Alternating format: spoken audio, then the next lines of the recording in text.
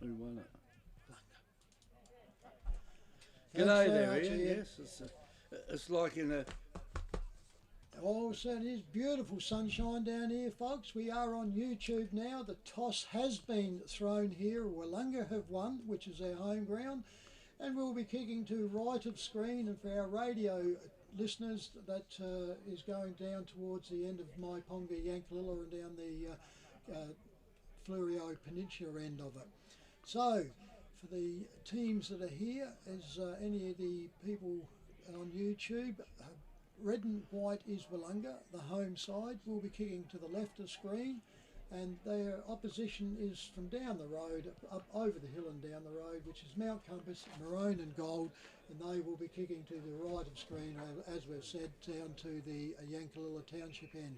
So, beautiful weather here. It's only a slight breeze, sun's out, and people out in their shorts here just about, Kevin, aren't It they? is shorts though, yeah. But Herman's rugged up like we're playing in Alaska. Yeah. He just walked past us. Certainly is. No, it's chilly if you get out of the sun, but if you Yeah. get the sun and block that wind on your back, it's beautiful and warm here. So, interesting game this one, I think, Kevy, because we've Very got, important game It for is. Mount Compass anyway. We've got Willunga that are sitting second and like third, basically. Percentages mostly between it. McLaren have opened up the gap and looked the team for the 22 season. Willunga are going to be up there, and obviously also with one or two others. And like I said, Compass off to a pretty rugged start and is starting to come back a bit. But this is important. They get beaten here, and it's going to make it a tough road, isn't it? Certainly is. But still, there is at least another, well, after today, there's 8 games to go, so unless you're right down the bottom at the moment, Yes, yeah, like I you've said, still got a chance. yeah, if you look at the premiership side, basically, like I said, I think there's going to be 3 teams that are up there, which leaves 2 spots. Even probably the 3rd spot could be a bit of a swinger, but I'm thinking, like 4th and 5th will be open, and there could be, anything like 5 teams here struggling around to try and shuffle the pack. So, Yes, well, I mean, this is an ideal football day, isn't it? oh, Only thing beautiful. is the sun's out. And the sun here at Willunga, you normally look at, if you look on the downside, down towards the sea, it shines on the water down there, you can hardly see anything. It's just at the wrong spot, especially if you're in a caravan like we've been. Yes, certainly is. So, Willunga have got, looks like a past players reunion here, a bit of a setup, so hopefully they don't interfere too much with our broadcast coming up. So it's pushed our van around to the pocket a bit more, but unfortunately doing that, and it'll take us a little while to get the goals up because the point post is blocking out directly on the scoreboard the goals. We can't see it. Anyway, we'll make do with it. Yep, Steve yep. will get us there with his camera. The Anyway. umpires here is Jason and Darren. He holds it aloft, and we're about to get underway here for the first quarter here at the Willunga Oval.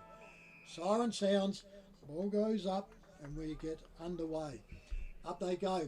Beautiful tap out through there through Daniel Bass for Willunga, but a free's given away. Comes straight around to Mount Compass. Off they go. Up their forward lines up. That's a good defensive mark there to Willunga.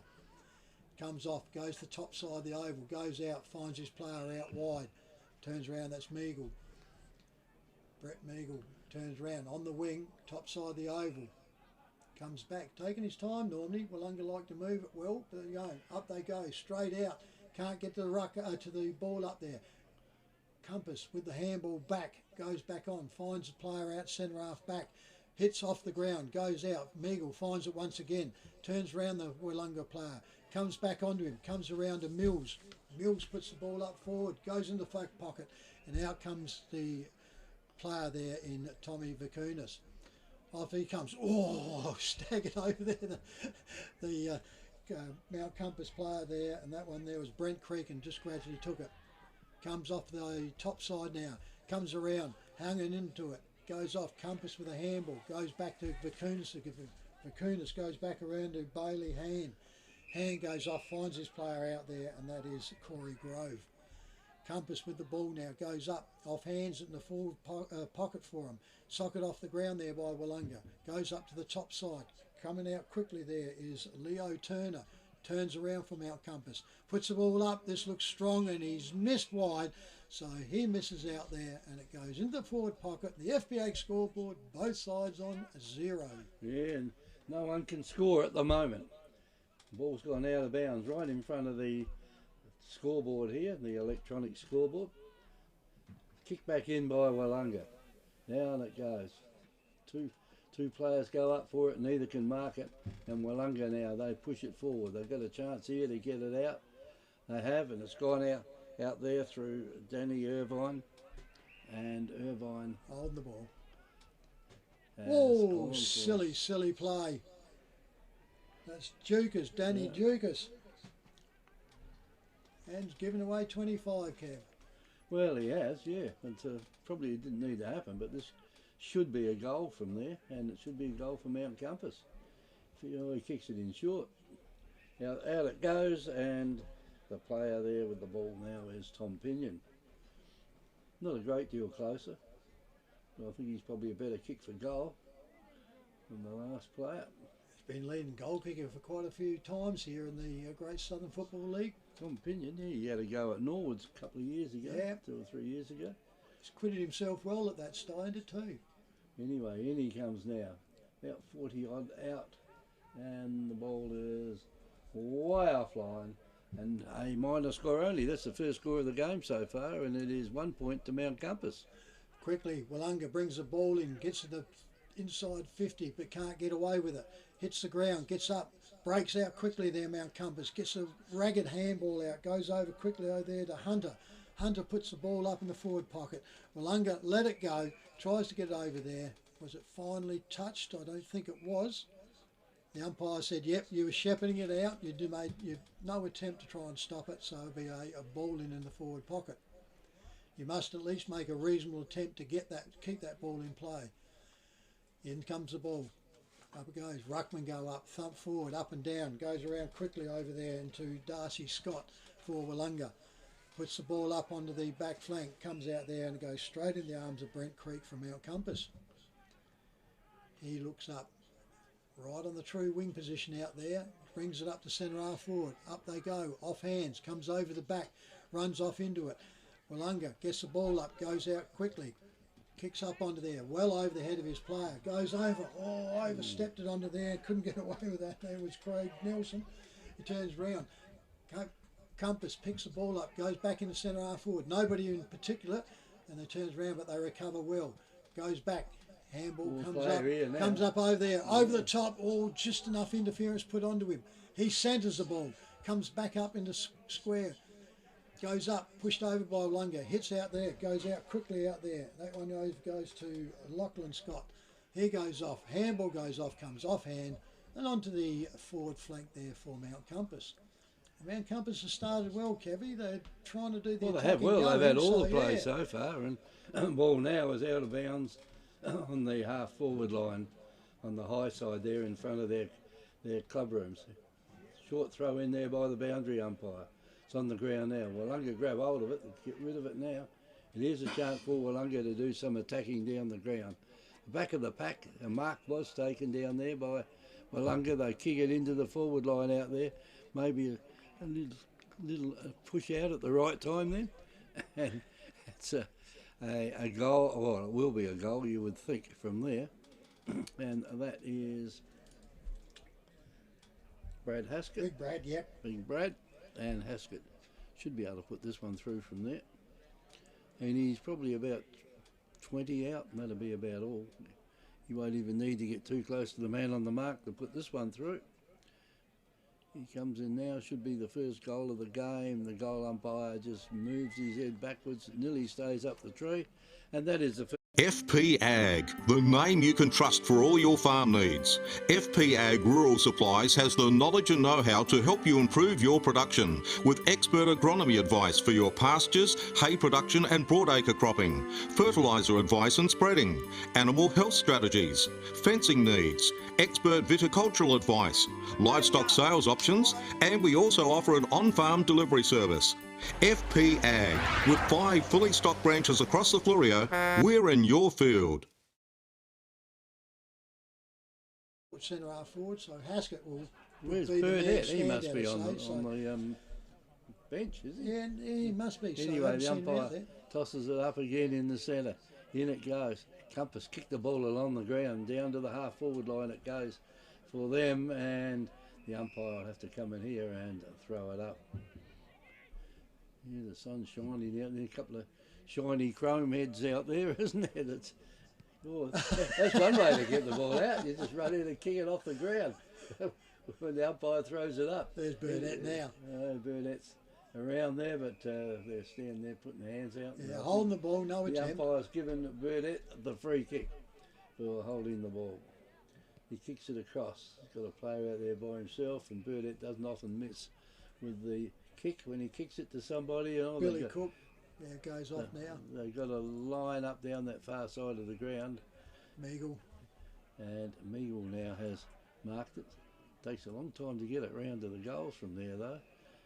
And they've got another one, and that's Hoffman. So Hoffman now puts the ball long into the forward line out there. Off hands it goes. Here's a chance for Compass to pick it up, though. They don't pick it up, they kick it along the ground. And the ball now is on the ground. The umpire's standing around watching, and he's holding the ball. No, some players didn't try and get it out. And the free kick goes out there to Samuel Hannaford. Hannaford kicks it in. He's looking for his teammate out there, and that one is Ziggy Vakunas. And Vakunas has got it now right into the forward line. He kicks it. Almost a mark taken down there. The Willunga player comes through, jumps in the air, takes the ball to the ground, and the umpire will come along and throw it up. Up it goes. Up they goes. Knocked down there. Willunga player tries to run through. It's picked up down there by Vakunas, and his shot goes astray, and Willunga now. Whoa. that was a lucky one out there. Haskett. And Haskett's got it now. Used the body big then, didn't he? He did, yeah. Whoa. Chop hands, yeah. Chop the hands out the way, and the free kick's been paid to Lachlan Willunga. Scott. And that now is going down the wing there, right in front of their change rooms. Off hands it goes.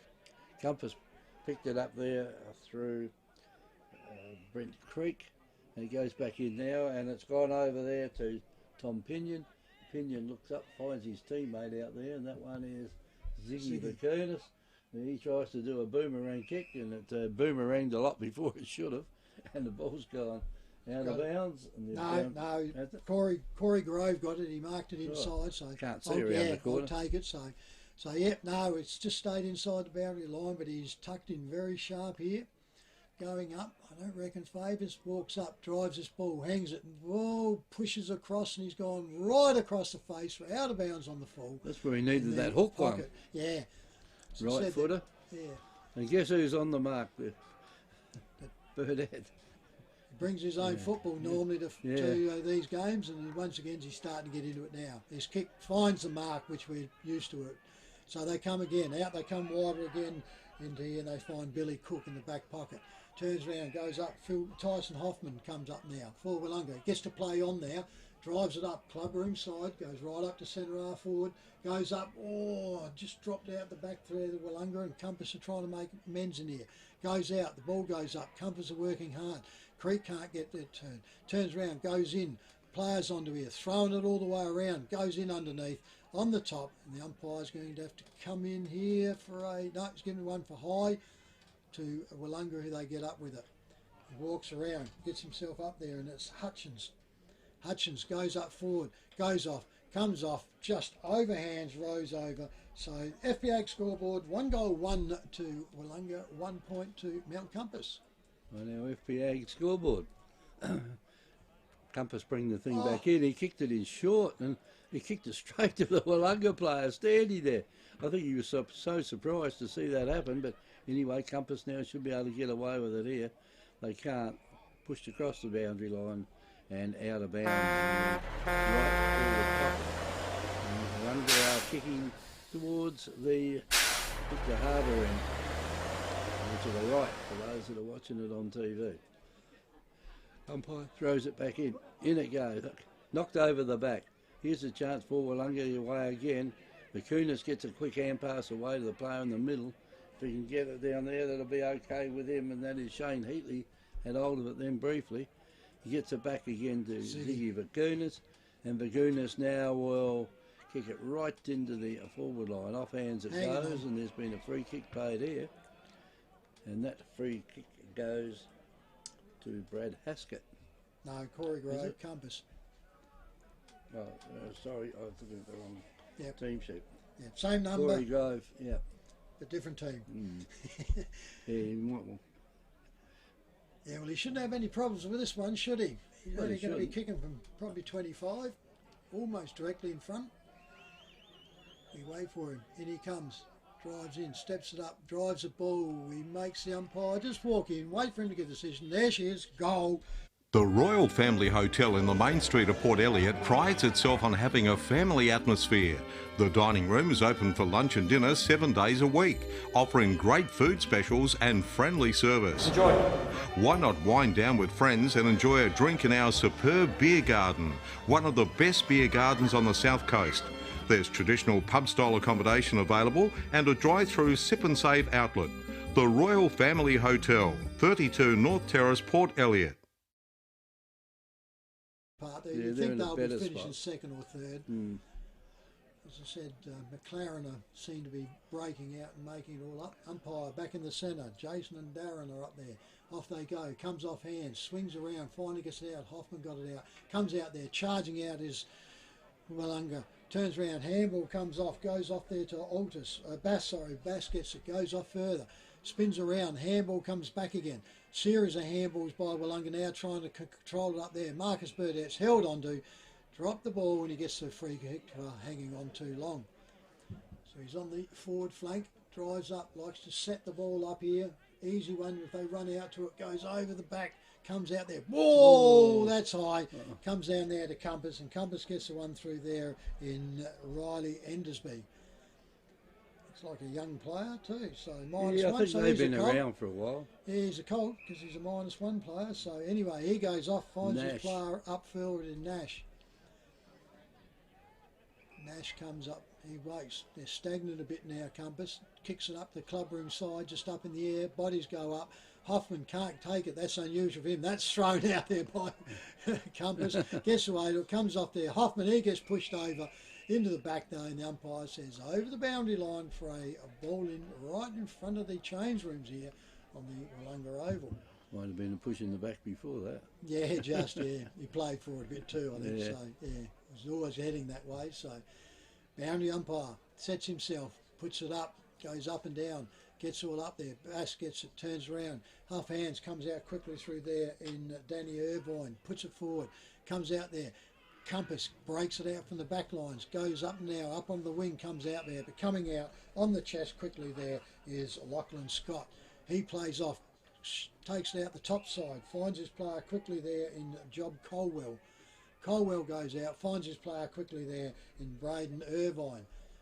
Irvine goes off, finds his player quickly there in Craig Nelson. Nelson goes up, and Brad Haskett can't get in overneath as the Samuel Hannaford puts his big body in, and she goes off hands, over the boundary line in the forward pocket for Willunga. A very low scoring game so far, isn't it? Yeah, they're feeling their way, aren't they, both sides?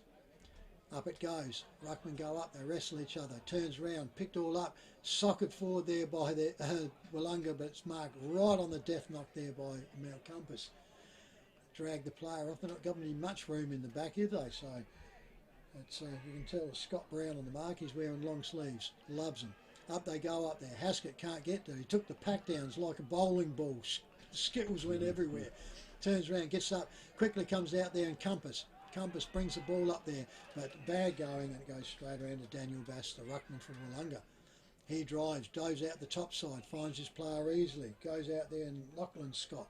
Scott goes off, finds his player in the centre, right in the centre square there, turns around, and that one is Job Colwell. He goes out wider again. He finds, I reckon, Darcy Scott. He comes off, goes in there, look at this, picking them out there, aren't they? The turnaround goes on, Billy Cook. Goes off, goes up in there and leaving one out there to Tom Vitkunas. I'll get it out in a minute. Thomas Vacunas, yeah. Yeah, brother to Ziggy. He goes off. Short kicking around now, goes over and he finds his target in Adam Hunter. Hunter goes out wide, finds it. Handball goes over the top. Slightly touched there, goes off. They get it all out through there in Mackenzie. Mackenzie goes back over to Vacunas. Tommy goes back out. Meagle picks it up for Willunga though. He comes off with another short kick. Nowhere near a player. He turns around, gets up. Handball comes out through. Goes over another series of handball. Comes out quickly out through there to Brennan. Brennan goes up there. The umpire makes his way. Staggers over. Can't get through to it. And Brennan gets a minor score. FEX scoreboard 1 goal 2. I've never seen so many players. Never seen so many players clap a point. Trying to con the umpire, I think. Anyway, Compass have got the ball now. They'll bring it in. He's got plenty of. He's given it 25. Must have been over that mark, I suppose. Yeah, must have been. Anyway, well, he's right here. He can kick this over the centre of the ground fairly easy. From where he's going to kick it in, kicks it in short, and it's gone out there to Hunter. Hunter's got hold of it, and he is going to go back across the ground over there. It's a long way down the other end, isn't it? And that, I think that was 62. Then Josh Davis burned it over again, didn't he? Turned it over. It's again. the trouble with the short kicks. You must be accurate with them. And it's not that easy, is it? That one wasn't that short, but anyway, Willunga has still got control of the ball. And the Compass player then was lucky he didn't give away another 25, I reckon. Haskett. And Haskett now has got a shot on goal. And it's not an easy shot on goal there either, because he'll be right over, almost hard on the boundary. He's playing clever though, isn't he? He's walking back inside the boundary and still walking further and further to open up the goals. And the umpire says, get back over there, that boundary line. So Haskett could probably bend it around there. He's a right footer. Put the ball up and let the wind out there do the work, and see if you can get it round with the wind. And I reckon he's done enough with it. And that one has gone straight through the goal. Victor Tyre Power are your local one-stop shop for all tyres, wheels and batteries. Tyre Power are Australia's biggest independent tyre retailer, which means you get the power of a big range of the big brands, expert advice and lower prices. Get the power of a local owner and operator.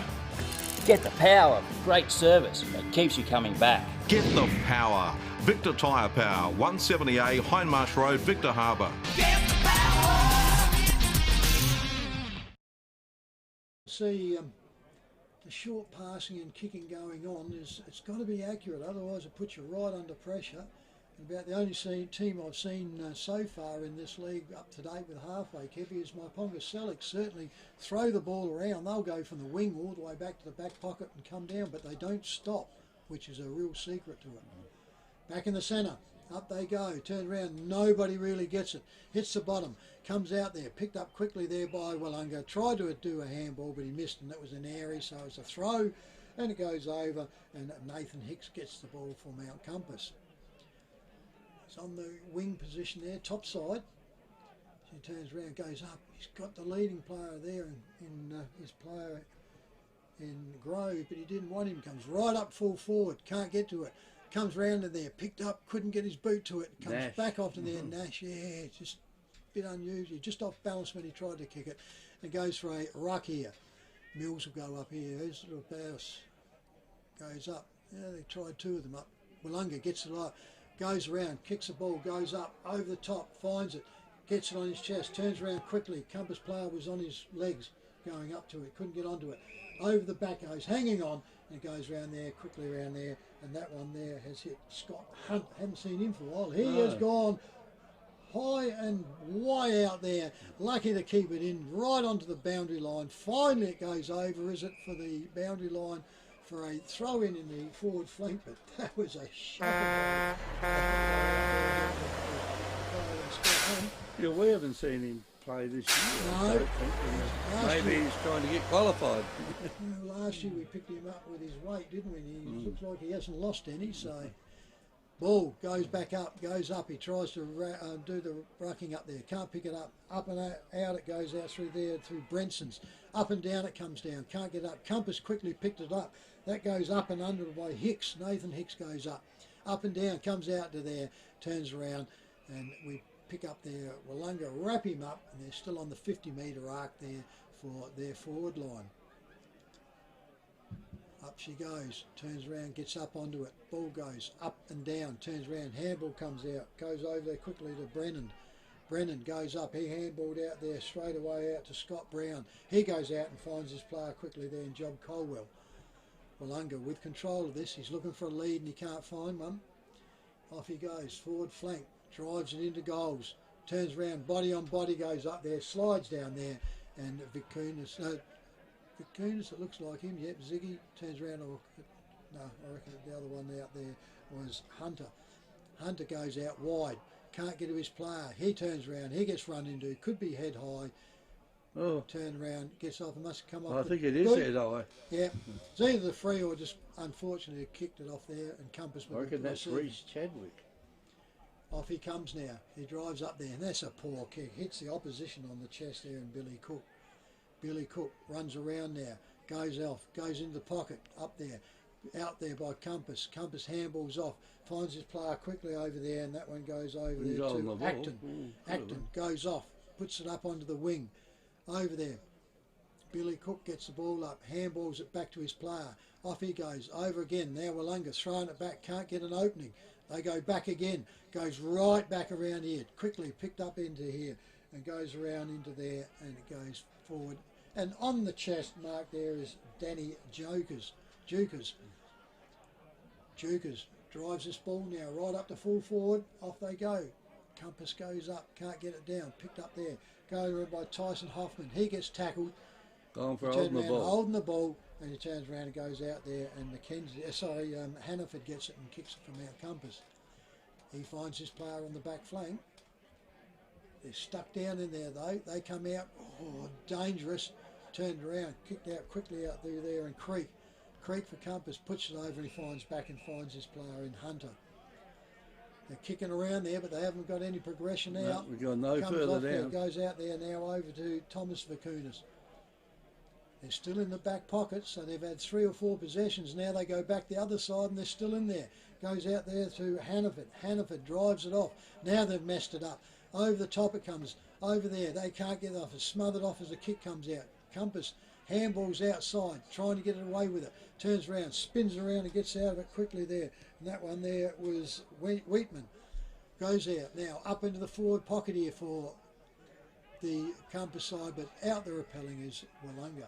Off they go, turns around, finds his player on the wing out there. Now comes around there to Hugo Howick with the 2 goals, 2 to Willunga to 1 goal, 1 on Mount Compass on the FPH scoreboard count. And Compass get it back in the forward line. That could have been a fair sort of shove in the back, but it's allowed to go on there by the umpire. And that is a point only out there to Mount Compass. So Mount Compass go to 1 goal 2 to 2 goals 2. One goal the difference between the two sides. Willunga now got the ball. They're going down the change room side with it. The player there might have got right into his back, but the umpire lets it go away there. And now it comes out again. It's gone over to Bass, and Bass gets it further down the ground there to Meagle, and Meagle's got it almost right down there to the goal line. There goes the siren, Kevin. The siren has gone there for the end of the first quarter, and it was one of those quarters, I suppose. It wasn't too much to remember about it, was it? No. Willunga came out, had the steadying, Compass coming back with him, and then Willunga opened it up again. So the FPEG scoreboard here at quarter time is the home side, Willunga 2 goals 2 to Mount Compass 1 goal 2. And the goal kickers Brad Haskett for Willunga with 2, and Corey Grove 1 for Mount Compass. This is 90.1 Haffy FM, is Great Southern Footy on air and YouTube. Mount Compass Quarry and Landscape Supplies have over 40 years experience in mining and blending soils and organics. We're specialists in turf soils, landscaping and organic blends. Customised washed sands for horse arenas, sports grounds and building sands. We also have a large range of decorative stones, gravels, mulches and pine barks. From car trailers to all truckloads. Wholesale Quarry Direct. Mount Compass Quarry and Landscape Supplies, 86 Sandmine Road, Mount Compass. Open Monday to Friday, 7am to 4pm and Saturday 7am to 11am. Phone 8556 8421.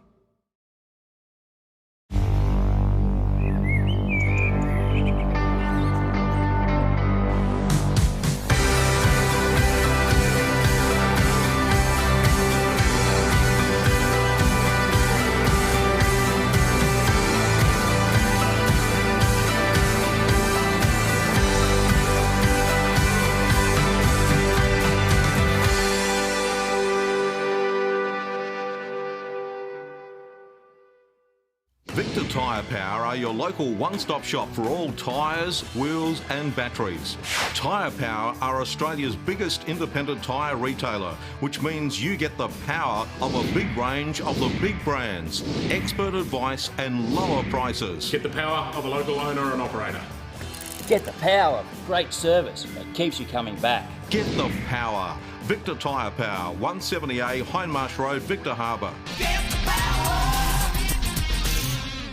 The Royal Family Hotel in the main street of Port Elliot prides itself on having a family atmosphere. The dining room is open for lunch and dinner 7 days a week, offering great food specials and friendly service. Enjoy. Why not wind down with friends and enjoy a drink in our superb beer garden, one of the best beer gardens on the South Coast. There's traditional pub-style accommodation available and a drive-through sip and save outlet. The Royal Family Hotel, 32 North Terrace, Port Elliot.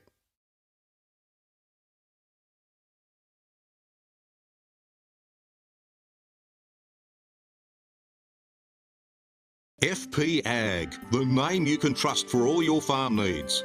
FP Ag Rural Supplies has the knowledge and know-how to help you improve your production with expert agronomy advice for your pastures, hay production and broadacre cropping, fertiliser advice and spreading, animal health strategies, fencing needs, expert viticultural advice, livestock sales options, and we also offer an on-farm delivery service.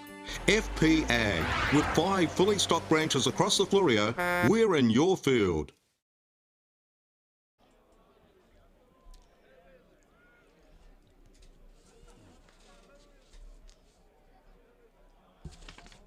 Yes, we haven't got any scores yet. For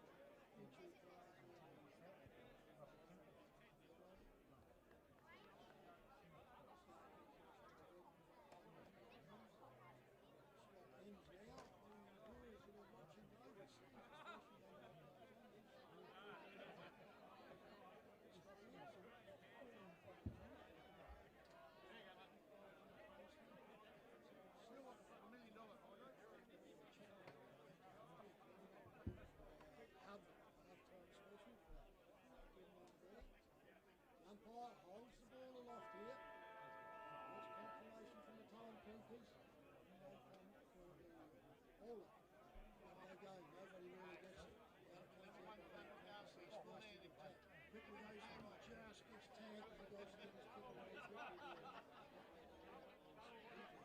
Goes up, Compass gets held on, didn't have the ball, and turns around again. Free kick was hanging on it. Jaden Weedman.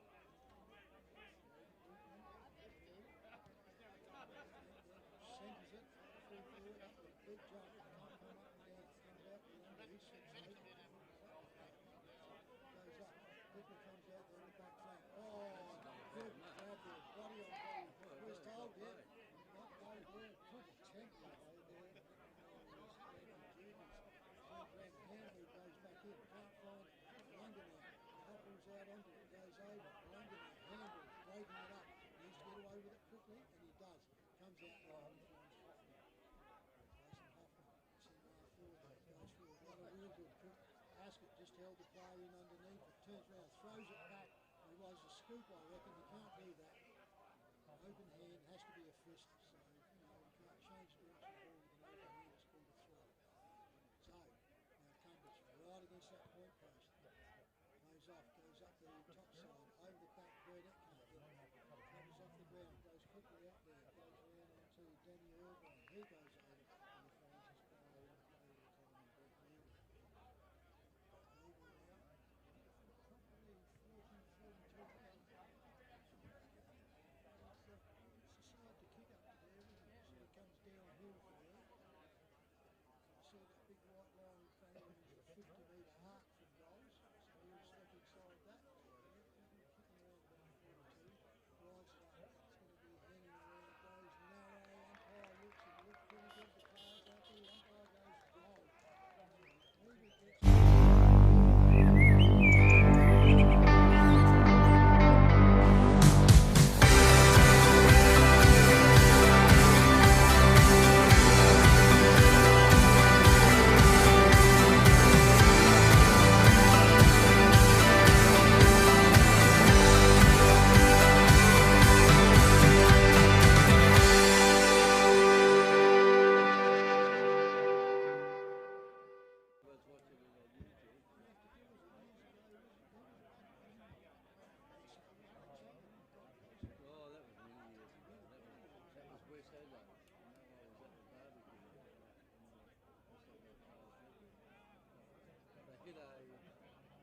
Hit a post in the grand final and lost me under his eye. They went chopped it down.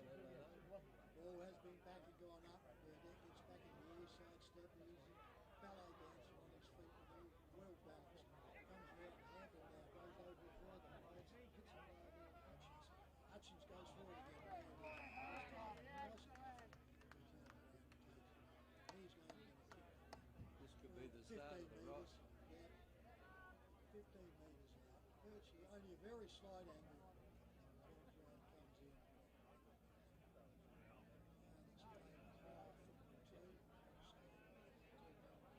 Seconds for South. I don't think he played a win.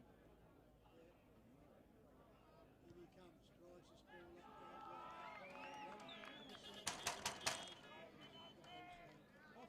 The Royal Family Hotel in the main street of Port Elliot prides itself on having a family atmosphere. The dining room is open for lunch and dinner 7 days a week, offering great food specials and friendly service. Enjoy. Why not wind down with friends and enjoy a drink in our superb beer garden, one of the best beer gardens on the south coast. There's traditional pub-style accommodation available and a drive-through sip and save outlet. The Royal Family Hotel, 32 North Terrace, Port Elliot.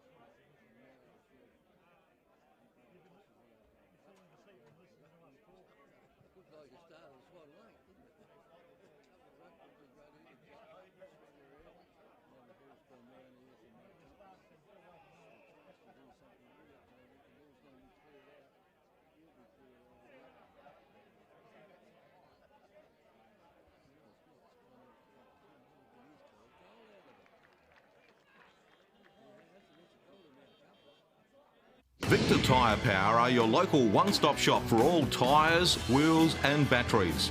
Tyre Power are Australia's biggest independent tyre retailer, which means you get the power of a big range of the big brands, expert advice and lower prices. Get the power of a local owner and operator. Get the power of great service that keeps you coming back. Get the power. Victor Tyre Power, 170A Hindmarsh Road, Victor Harbour. Get the power.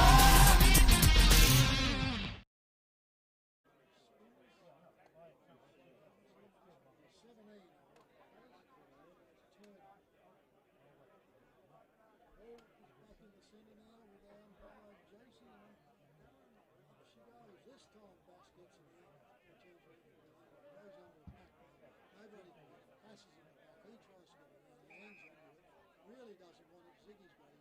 Umpire stands there and says, "Oh, ball it up." We're going to untangle all the players. Yeah.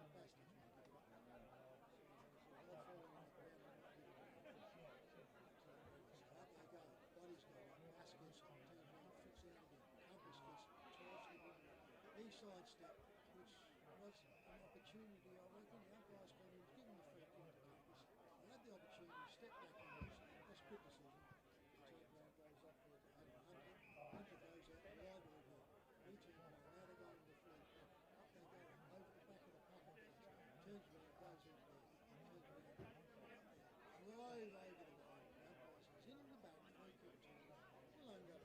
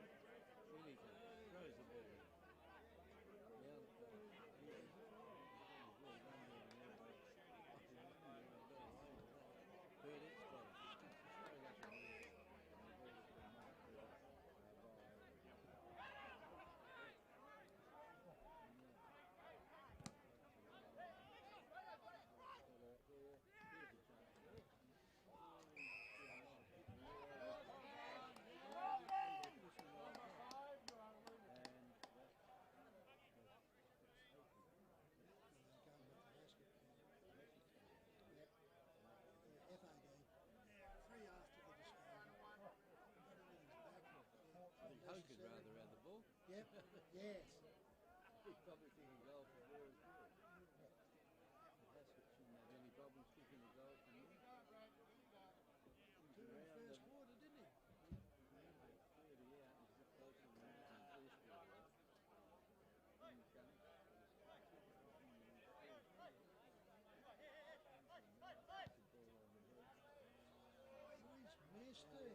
missed it. Cricket curse. That is a minus 4 ending, so 4 goals to 3 to Willunga. 2 goals to Mount Compass. The FBA scoreboard. Yep, it was 11 minutes gone, Kevin. He's just tucked that out in that shot too. Beautiful camera work there. Helps us a lot. Post from us is right in front of the goals there, so there's on that scoreboard, so you can see what we're dealing with. Now, Compass with the ball. Messi, don't know where to bring it. Turns around and comes out there. Burns it over straight back. He's looking for a little up for lead, but he's not getting it. He can bomb that, he drives it up, puts it up for the big boys. Up they go. Out comes out, Hamble goes back around to Brown. Brown goes over, turns around, Compass, spoiled it up, turns around, kicked off of there, across the face of goals and hits the ball post, so it's out of bounds.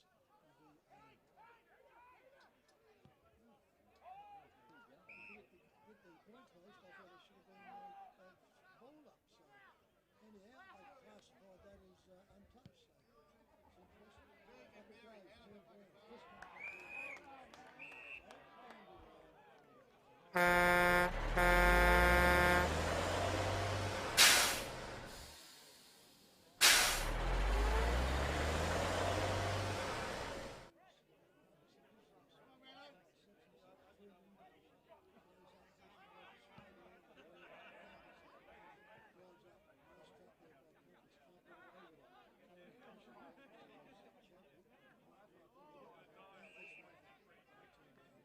comes in the centre square here.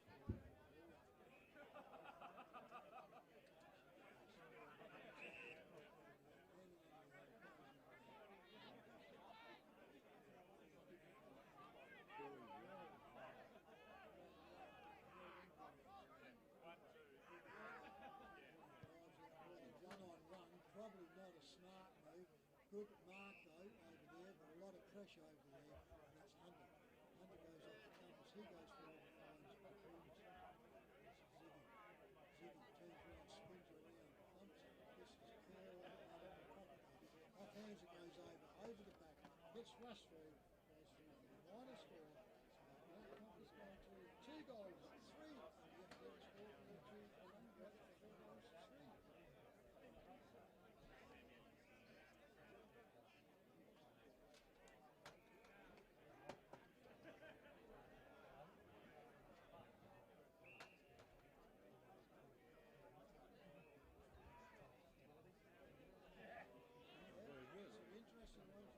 We could get Terry to stay home more often anyway from the ball.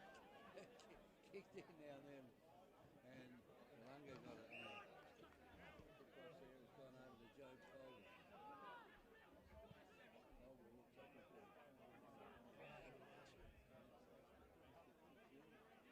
He's just playing in front, keeping off at the moment.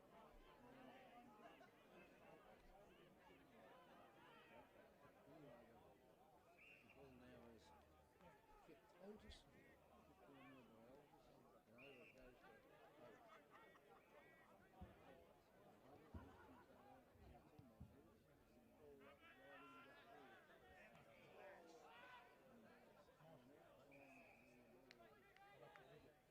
Not marked.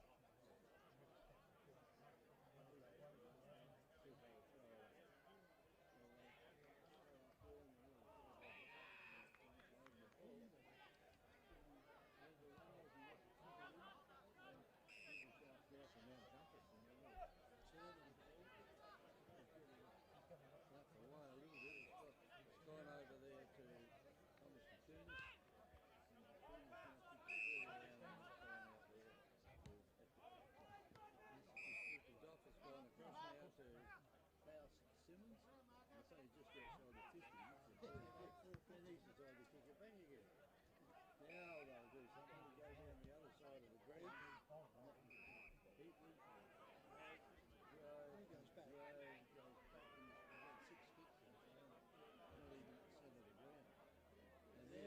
That's where you burn the ball. And like in the Willunga market and fell over, he's still trying to get up and go back and have his kick. And it's touched across the boundary line and out of bounds. And, the side of the oval, the high side of the oval here at Willunga. 15 minutes gone.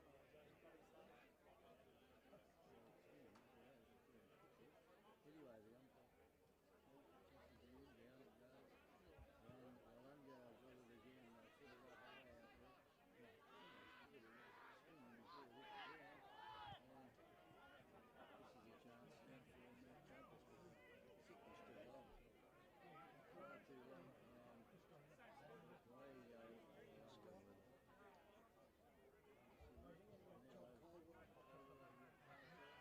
He kicks it down the ball for Mark down there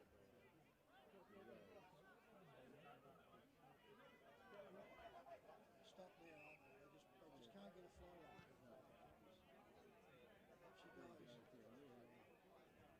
They let out there from Mount Compass. He can do anything with it. I think you'll find that the ball goes back into the 50 again. Same man. Yeah, the same player. It's going across this time to Thomas McCooley. McCooley's finding his teammate. This is now they've got a bit going for him. Gossip goes to Ziggy. Ziggy kicks it in there to the Hunter, and now Hunter too far out here to have a shot. He's not a big guy. And Hunter come out of the shot. The shadows down there and taking his kick. Can't even see him. Came on the screen. He's against the fence. And he comes in now to have a shot. This will be a reasonably long shot, but he is a good kick of the ball. That was a good kick, just drifted across. Done through that. And a minor score only.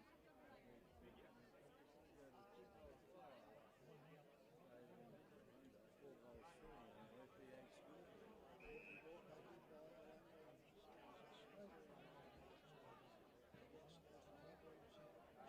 He's kicked it out, and there's a bad error by the skillful one.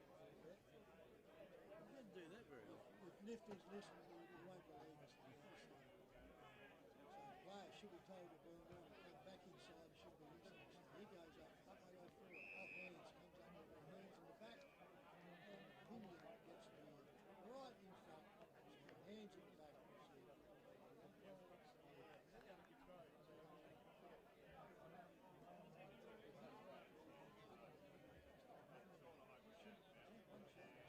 You could be the goal umpire for this one, Fred. He's right in front of you. Here he comes. 10 years. Oh, he's hung. Guess what, Kevin? He's standing in the that is from that distance. So, that blocks it again. So now Compass goes with 2 goals 5, 2 goals 5. Therefore, that's 4 goals 3. They're throwing it away. This is what they did last time. Anyway, Willunga kick it in now into the centre. Up down there by the Hoffman. Hoffman turns around and just boots. He has got a player in mile away there. That is legal. And they could just about walk him. Let's get the weight. You know, he's got right out here. He's got the big bloke out here. Didn't want him. I mean, it went down to 3 players. I mean, it wasn't a pony. That's poor by the defending side, isn't it? All going too far forward and too slack in action to get back.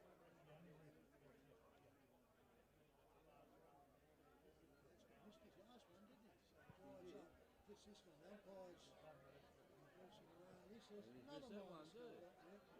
They've all got the hippie hippies here, haven't they? So, oh, the FPH scoreboard, we go to 4 goals 4.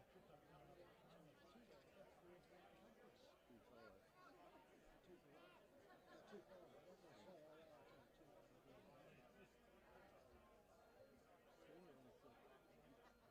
Another sort of easy shot missed too. Yeah, missing a fair few of them. He only kicked 6 goals. It's nearly half time. He's won.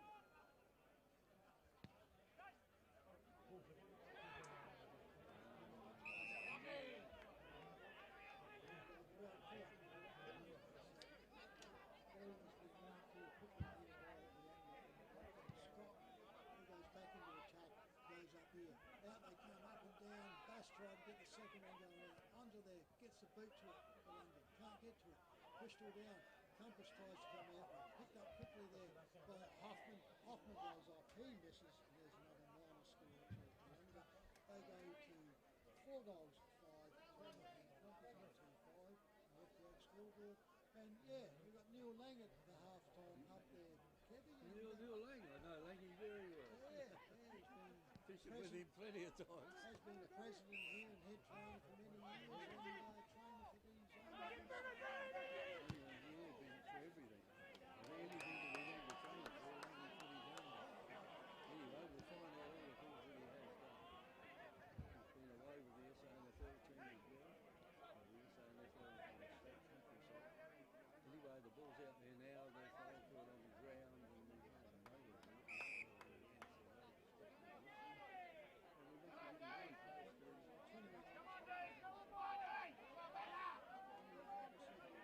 And Bundle last with the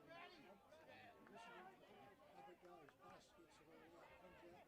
Everybody going down there. Hunter takes him high, goes up, swings him around, gets down there. Comes back out there to Brown for Willunga. Pushes it forward. Willunga picked it all up, quickly out there to Job Colwell. He goes forward and he turns around. The umpire goes, there's a mark here to actually puts out in there.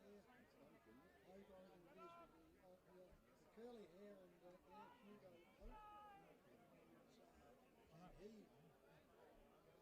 break the points. He's going to kick probably too close. Almost straight in front. See how good this lad is? Drives it up, hangs it out. Umpire hasn't moved much.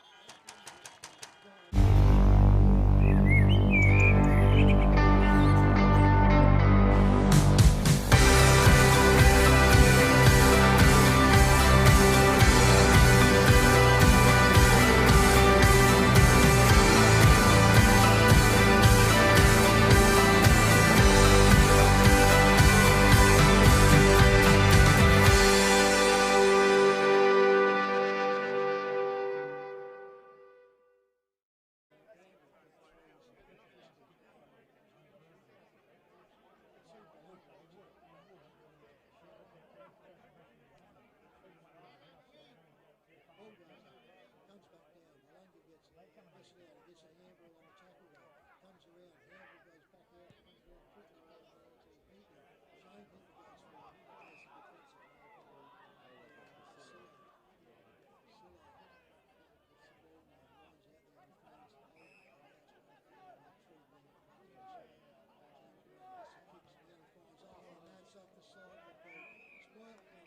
off the side of the boot. Spin on that one, missed it by a mile.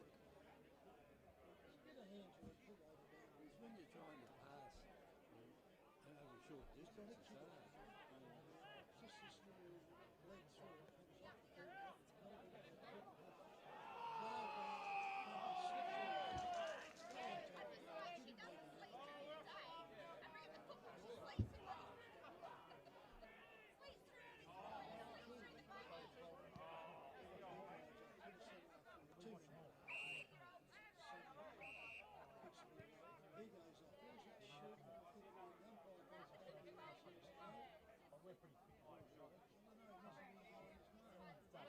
Couldn't have been too far. No, that's for sure. Anyway, comes back to Keep the same place. Goes back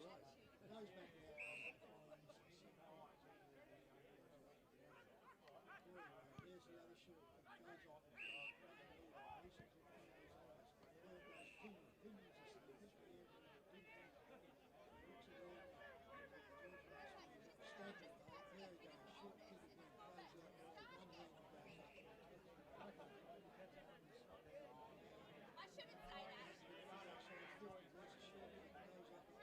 Ziggy Vacunas made a mess of that. Gets his hand in the back. Comes back out to Willunga. He dodges it. Goes over.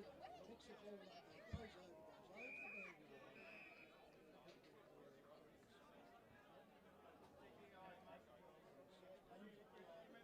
Goes on the full feet.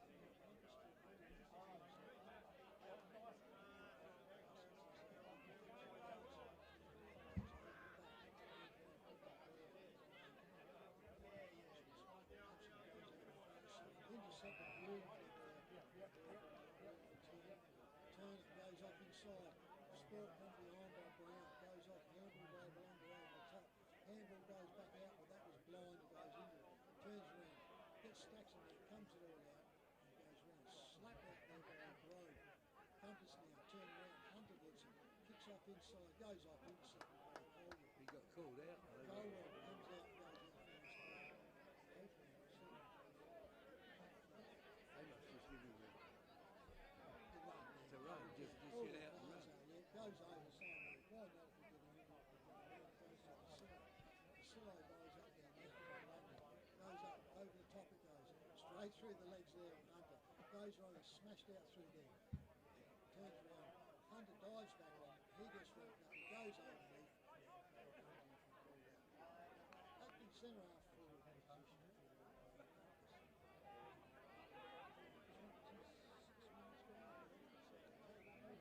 Yes, from the throw up, the ball comes down. They're just chasing it around at the moment. It's like a kindergarten game out there. Just throw the ball up, knock it along, chase it, throw it up again. Sometimes they have to throw it up. Almost right in the centre of the ground. Throw it up in the centre of the ground. And there it is. It is half time here at the Willunga Oval. And the FPA scoreboard here has the home side of the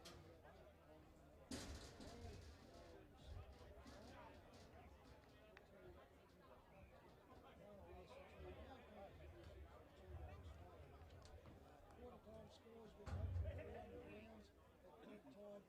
Claren 3 goals, Ponga Select 3 goals, Counter Bay.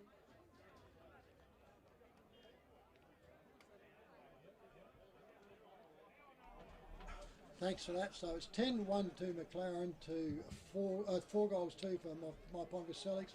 FP Ag, the name you can trust for all your farm needs. FP Ag Rural Supplies has the knowledge and know-how to help you improve your production with expert agronomy advice for your pastures, hay production and broadacre cropping, fertiliser advice and spreading, animal health strategies, fencing needs, expert viticultural advice, livestock sales options, and we also offer an on-farm delivery service.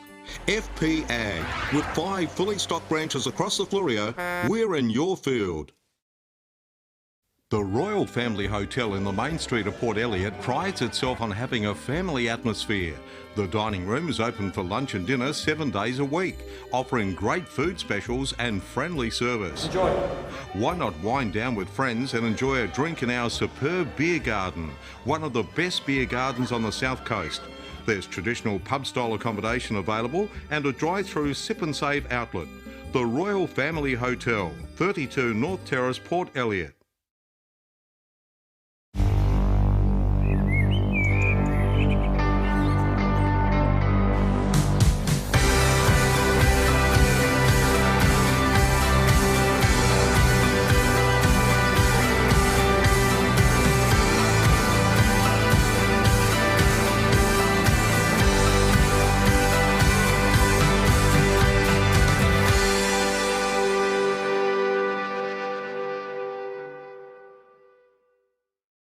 Victor Tyre Power are your local one-stop shop for all tyres, wheels and batteries. Tyre Power are Australia's biggest independent tyre retailer, which means you get the power of a big range of the big brands, expert advice and lower prices. Get the power of a local owner and operator. Get the power of great service that keeps you coming back. Get the power. Victor Tyre Power, 170A Hindmarsh Road, Victor Harbour.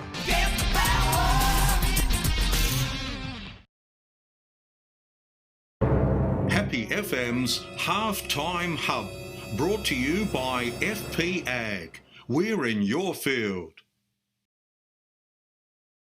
Welcome to our halftime hub today, and today I'm talking with Neil Lang from the Willunga Football Club. Now, Langy is probably better known around the place, is that right, Langy? That's correct, Dev. Thank you. Yeah. He's been president of the club, head trainer of the club, player with the club. You've done just about everything, Neil. Pretty well.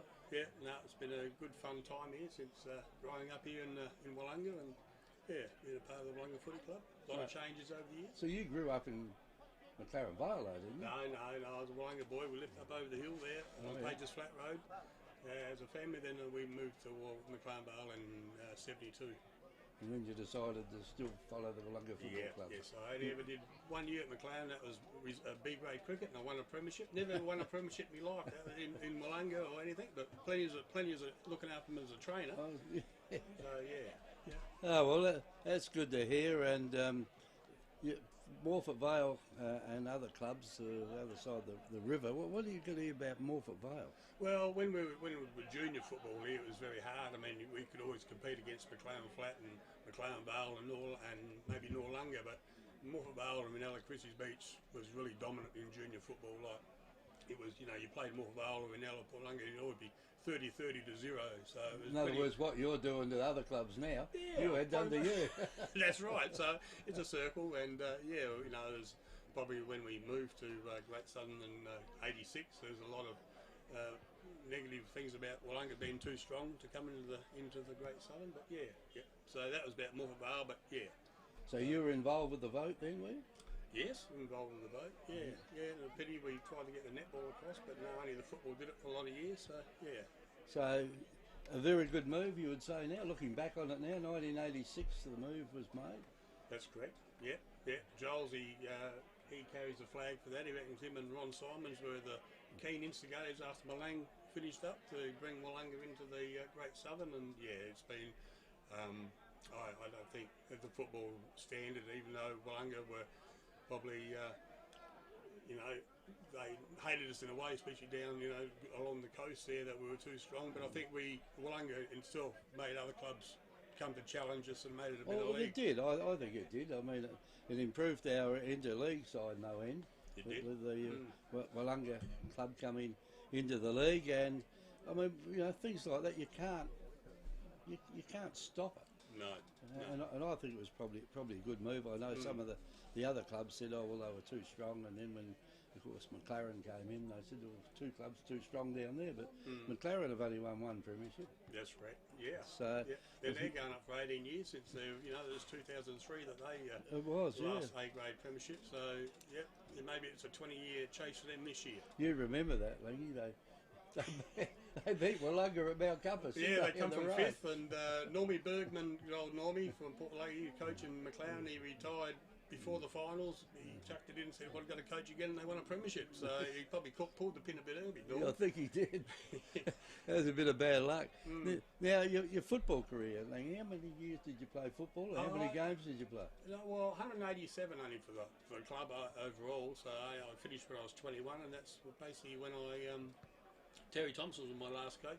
My last game was at Port Willunga Footy Oval, and I had a shoulder injury and had it reduced 3 times, so that was enough. I was getting married and we had work commitments, and so I played till I was 21, 187 club games, but good fun though.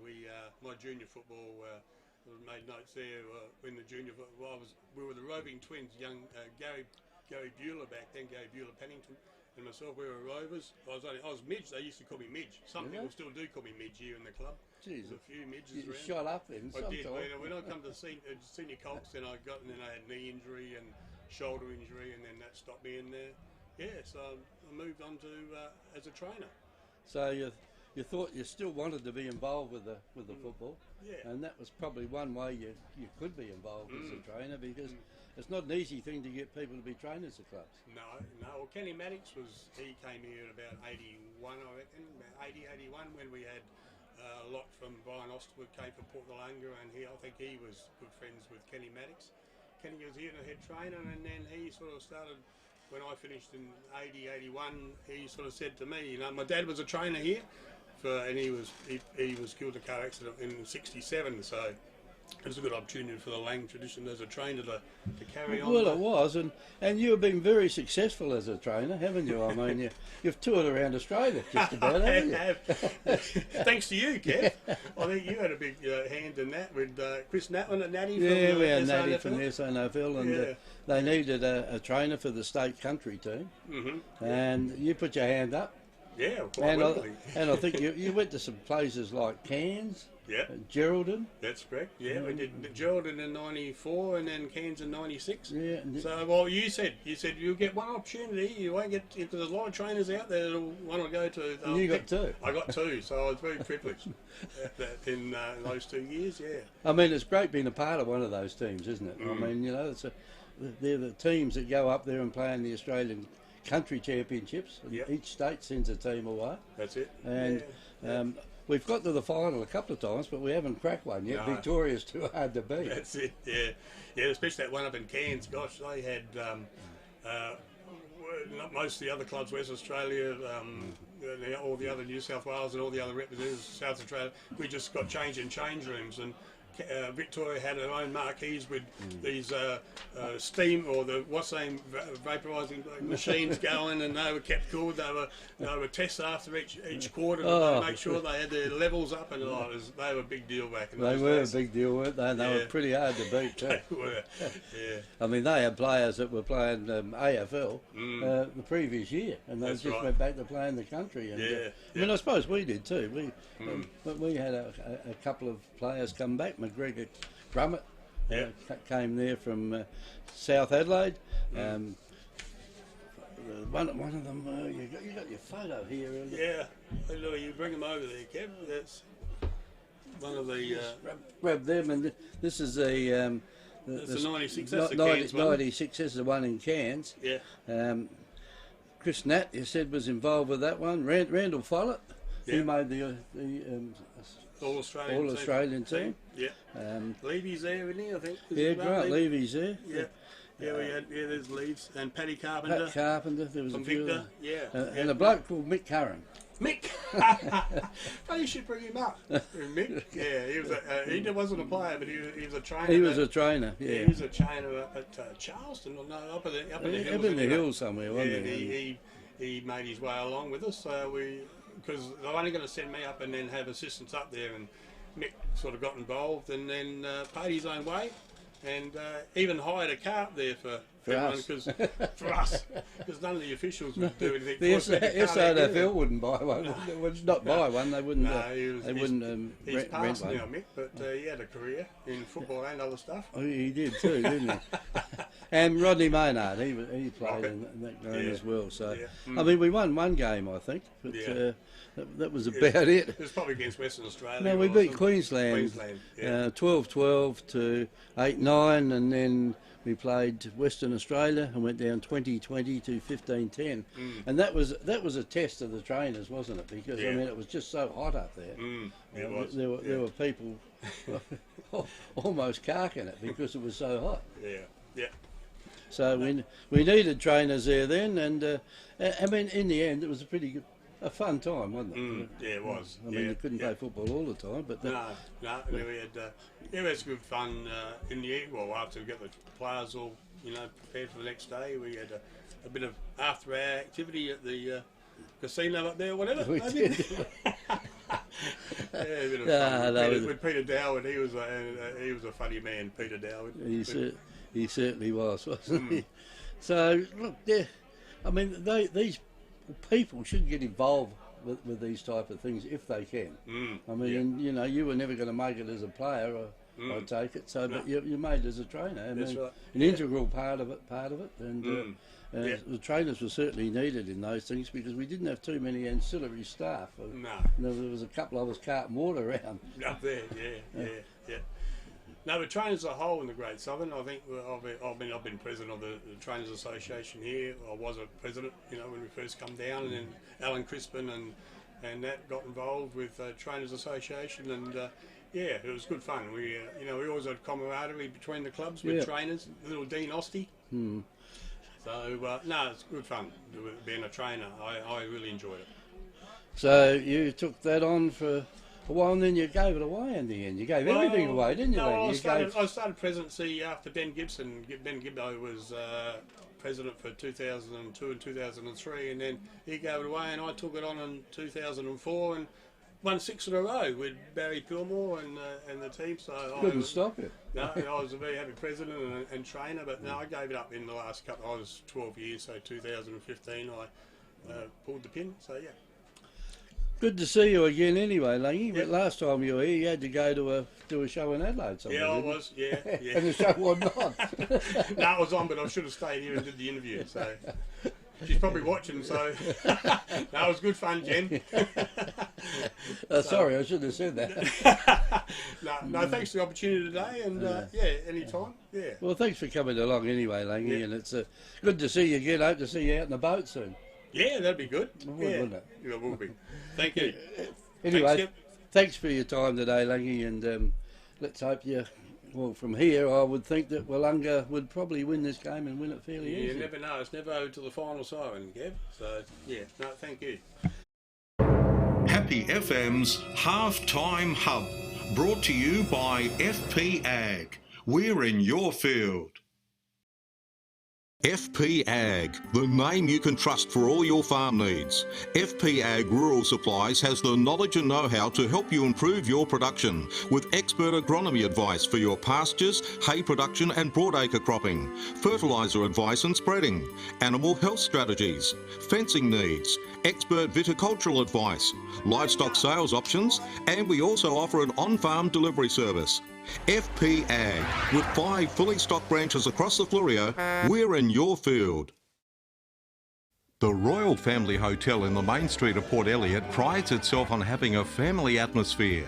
The dining room is open for lunch and dinner 7 days a week, offering great food specials and friendly service. Enjoy. Why not wind down with friends and enjoy a drink in our superb beer garden, one of the best beer gardens on the south coast. There's traditional pub-style accommodation available and a drive-through sip and save outlet. The Royal Family Hotel, 32 North Terrace, Port Elliot.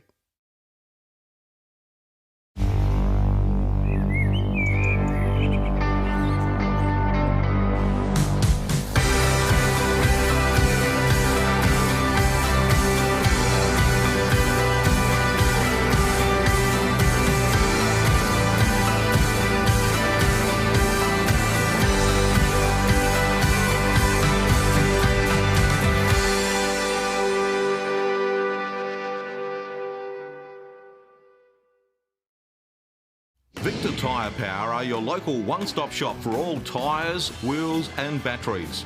Tyre Power are Australia's biggest independent tyre retailer, which means you get the power of a big range of the big brands, expert advice and lower prices. Get the power of a local owner and operator.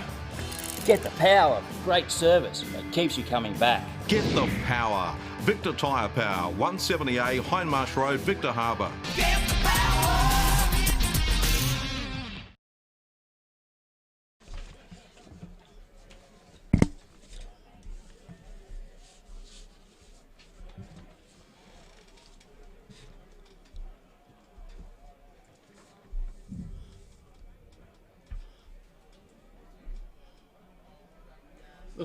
Leon Creek 3-5, Victor Harbour 10-4.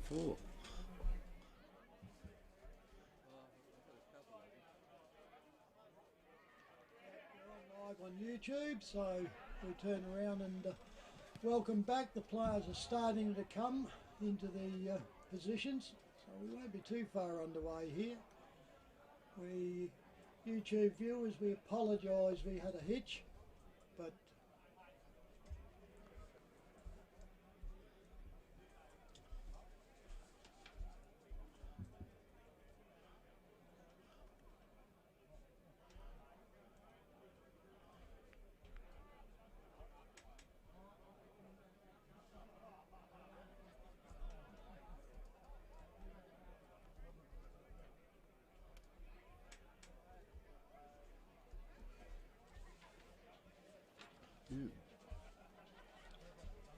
Yes, and thanks for that. And they're all set out here now. The umpire's waving his hands out there, trying to get the kids off the oval, and which they should be able to do very shortly. Holds the ball up high, and there goes the siren trap. certainly is. Underway here at the Willunga Oval. Up they go. Compass, get the tap down. Can't break out to it. Goes over. Pinion gets wrapped up. Can't get away with it, and they finish up with a ball up just outside the centre circle. Up she goes, turns around, nobody really regrets it, comes out. Compass gets the ball up, goes forward, into they go, back into the centre it goes. turns around, picks it all up out to there, quickly around there was Creek. He gets wrapped up by Colwell, and the turn round was another umpire's throw up. This time it's on the forward flank here, goes up. It's still in the centre square though. Up they go, and down they come. Puts it out there, turn around, Willunga, kick smothered. Creek's in there, can't get the ball up. Turns around, gets all up out there, and he comes back out there, and Adam Hunter gives it back to the umpire for a repeat once again. Up they go, Bass gets it all up, comes back down, turns around, in they go. Hunter gets it, kicks it forward, out they go. Turn around, Willunga trying to get up onto it. Burdett can't get it, bang right into it, gets it out quickly out there to there and goes off quickly into it. And it's intercepted here by Ziggy Vakunas for Mount Compass. It's on the forward flank, he's well outside the 50, he's got a huge boot on him, but he doesn't normally go that far. Kicks all up, finds his leading player, and you see the point there, he is on the 52, so he turns around, it goes over there, and that's Josh Davis. Davis hands ball back to Ziggy. There goes Ziggy now with a run up. Goes the kick. There's a kick that's right up and full forward. Thumps off hand. Goes through for a minor score. So there's a point going to Mount Compass. They go now to 2 goals 6 on the FPAG scoreboard to 5 goals 5. And Willunga bring the ball back in. Little kick comes in. Again, there's another short kick out there. By Willunga, and they're just kicking the ball now 25 metres at a time, and they're slowly getting the ball down the other end. Another 6 kicks and they'll get it close enough to have a shot at goal, which they may do. Which they may do now. You think there was a gale blowing out there. Anyway, I think you'll find this will be a long kick in. It is. It's a long kick in, over the back of the pack it goes, and nearly marked down there by Compass. Will they keep the ball in over that far side? It looks like they might. They get a hand pass further down the ground, and I think the ball has been kept in, is it? Looks like game's in slow motion there. Yeah. Anyway, it was a throw. Scott Hunt just couldn't get a hand. And the free kick out here goes to Mount Compass, was it? Yep. In fact, kick it back into the forward pocket, the left forward pocket. Now they're going to get it moving across the ground. It goes, and don't know why they do that here, because if it goes wrong, they're in big trouble very quickly. They're still tight. And they're going to kick it back again. And it's back into the goal square. Plenty of players now they got trouble around there. Yeah, now they got. No, they're going to keep the ball back in. Umpire lets him go on, lets him take the mark, walk around. He'll go back across the goal again, I say. He might have He's going to have to panic now. He will. And see what they can do here. They've kicked it down the wing area. Come off hands, and the player then Pinion thought he had the mark. He thought he had the mark. He probably did, but anyway, it doesn't matter. Play's allowed to go on, and the mark has been taken there by Compass now. They can kick it right down into the goal square down there. I can't see that. Up and down, up and Ziggy. Ziggy gets it all up and goes. Turns around and finishes up, and yeah, so that's just what you need. Someone with a kid on their shoulders right in front of us. Right in front of us, so yeah, so we might have to shake him up and go, but Ziggy comes back now, turns around and has to have a roll up here. And unusual, Ziggy Vakunas does not have a goal. Can't put the curse on him, he's only 15, 20 out. Steps out to the right, drives around, hangs it. The umpire goes, but no, she's back through, so the umpire says goal. FP Ag, the name you can trust for all your farm needs. FP Ag Rural Supplies has the knowledge and know-how to help you improve your production with expert agronomy advice for your pastures, hay production and broadacre cropping, fertiliser advice and spreading, animal health strategies, fencing needs, expert viticultural advice, livestock sales options, and we also offer an on-farm delivery service. FP Ag, with 5 fully stocked branches across the Fleurieu, we're in your field.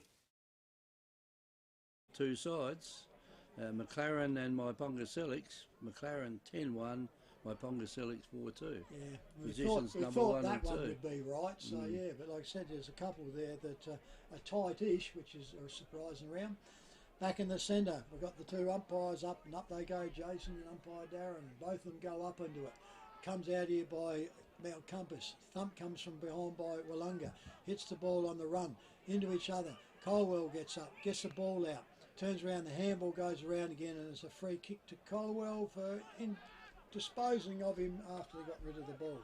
So he's played a reasonably handy game. Off they go, over the back. Hoffman slips over again. Handball goes over. Turns around, gets up. He comes back in, wraps up the player. He turns around right on the wing, club room side. And he turns around, he's pushing him in the back. He doesn't want to get him up. He turns around, then he stands on his feet. So umpire comes right in, only a couple of metres in from the boundary line. Ruckman self-intercept.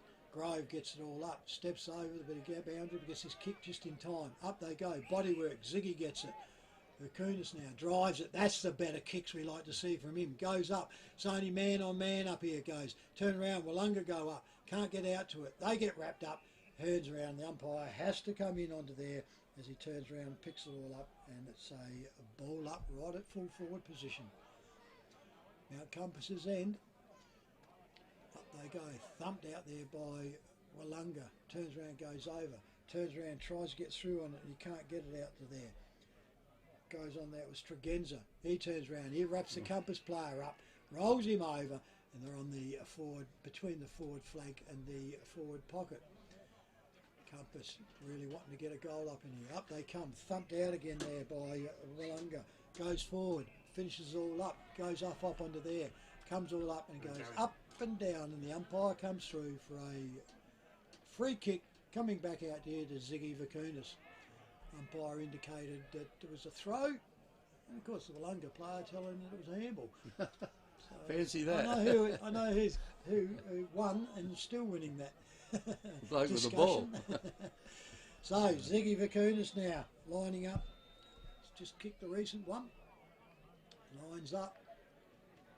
Powerhouse kick at this lad. So off he goes, puts it all up. Umpire looks, does not move, comes back to centre and goal. So then. The Royal Family Hotel in the main street of Port Elliot prides itself on having a family atmosphere. The dining room is open for lunch and dinner 7 days a week, offering great food specials and friendly service. Enjoy. Why not wind down with friends and enjoy a drink in our superb beer garden, one of the best beer gardens on the south coast. There's traditional pub-style accommodation available and a drive-through sip and save outlet. The Royal Family Hotel, 32 North Terrace, Port Elliot.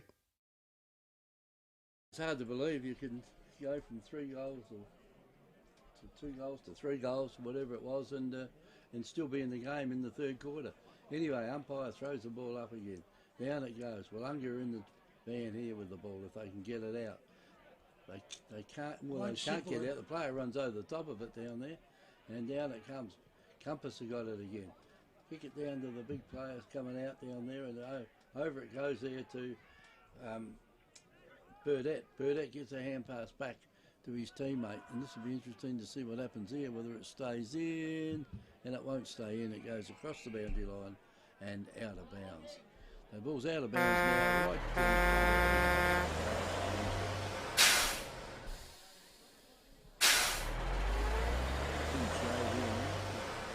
Been a reasonably warm day here, or where we've been anyway. Boundary umpire throws it in. Good throw in down there by the boundary umpire. Down it goes. Off hands it goes. It's on the ground now. They're just pushing it around among their feet down there. Gives a chance down there for Willunga through Braden Altus, but he can't do anything with it. Off the boot untouched, so free kick. And the ball now will be brought back in again by Compass. The Compass player just puts it up high. You got 2 big fellas go out there, and the ball's just pushed down on the ground, one from each side. There's Burdett got hold of it. Gets it over the top there to Hutchins. And Hutchins kicks it into the forward line, and Willunga now should be able to put themselves 5 points further ahead. Well, they haven't kicked one, so they certainly need it, don't they? So it goes around to Craig Nelson. Well, we haven't mentioned him too many times, have we? No. Normally he gets a few kicks. It's important ones that count on these ones, so making the umpire work. No, No, he's only got a point. they got what Compass had in the second quarter, the yippee yips. So Compass with the ball now, comes back in there to Tommy Vicunas. He drives out, steps inside now, which he can, plays off, brings it clubroom side. Up they go to his brother, surprise, surprise. Funny how brothers in football do a lot of that, kick to kick. It's backyard football again, so there's Ziggy now. Ziggy on the back flank, gets told to play on, handballs over the top, goes over there to Grove. Grove turns around, comes back to him again. He turns around, goes over again, comes over to Hicks, I reckon it is, turns around, puts it all up, and goes in the forward lines now for Mount Compass. Thump comes out, turns around, picked all up, zig up and down it goes, turns around, handball goes out, Hicks gets it again, throws it all up, over the top, picked it up there by Ziggy on the left foot, goes over, 2-on-1, off it goes. Well attacked out there, goes over, there's a kick over there, touched on behind, which is Marcus Burdett get his hands to that. So Compass get an extra point in here. They now go to 4-7 to Willunga on the 5 goals. And Burdett kicks the ball back into play, and stupidly the Mount Compass player just gets the player, pushes him in the middle of the back, and he did the right thing and fell over then. And now Irvine will be able to bring the ball down the ground. Goes to Burdett again. Down to the half forward line it goes. They should be able to get this down there quickly. They don't at the moment. The ball comes on the ground, comes out loose from the, picked up then by Craig Nelson again, and Nelson is going nowhere with it because the ball bounces nicely out there for Compass, and right in the goal square down there, the ball is on the ground, and the players untangle themselves, and the umpire will come and throw it up. So up it goes, another goal here to Mount Compass will bring the... Yeah, no, it was Willunga's end, so it'd be pretty tough. No, but if they can get another one, if they can get it down the ground quickly. Haskett's got it, turns around, gets a hand pass over to his teammate down there, and he's going to try and break through the lot. He does, and this ball now should come down into the forward line. Pass straight on the chest of Hoffman. Hoffman could just about kick this. He is a very good kick of the ball, Hoffman, out there, and that's not too far away, and it's gone through for a minor score only. So it is 5-7 to Willunga. 4-7 to Mount Compass. Certainly is. There's not much in this game. It hasn't really met any heights. The ball is over the back and goes back to Compass. Finally gets it and comes back out there, and I reckon it looks a bit like Hunter. The yellow boots on it. So anyway, Compass now, full back. There's that short kick again. Comes into Vicunas, Tommy Vicunas. He turns around. He goes back. He'll go another short kick. Oh, hate this. Goes over here quickly to Hannaford. Hannaford goes off. Up they go. Here comes the spoil. Comes out through Mills, trying to pat it forward. He overruns it. Turns around, picks it up there. Goes back out. Quick around to Willunga. Handball. Offhand goes out. Goes over to Meagle. Meagle gets it all up. Kicks it all off. That's touched. Goes over there. So Meagle gets a minor score there for Willunga. So they go now to 5-8 to the on the FPA scoreboard to Compass, still on 4-7. Yeah, they only go. Well, the ball's kicked back in again. It was marked by Willunga. Didn't waste any time getting it back in again. That's Mount Compass, but they kicked it straight to the opposition. And this should fix it. They should get a goal out of this one, Trev. Should do. Yeah, not very far. Craig Nelson, he missed the last one he had a shot at, Cappy. So. Yeah, but I mean, he's a bit closer this time. He comes in now, has a shot. He only be about 15, 20 metres straight out in front. And that one has gone through the goals. And that is a goal there to Meagle, was it?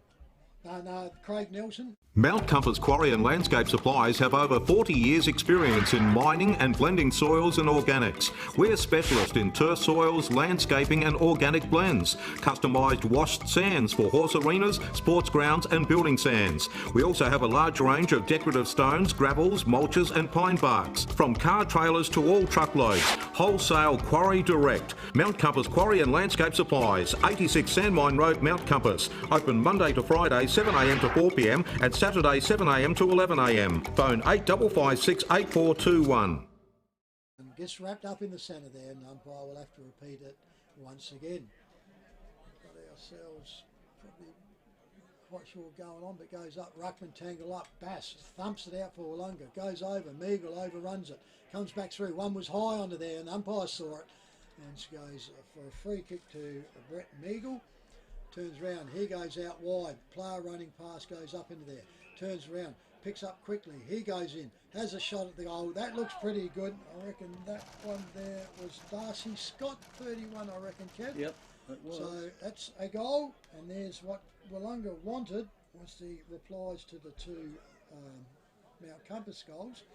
So Victor Tyre Power are your local one-stop shop for all tyres, wheels and batteries.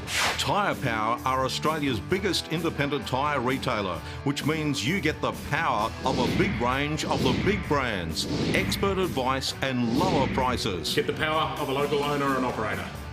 Get the power of great service that keeps you coming back. Get the power. Victor Tyre Power, 170A Hindmarsh Road, Victor Harbour.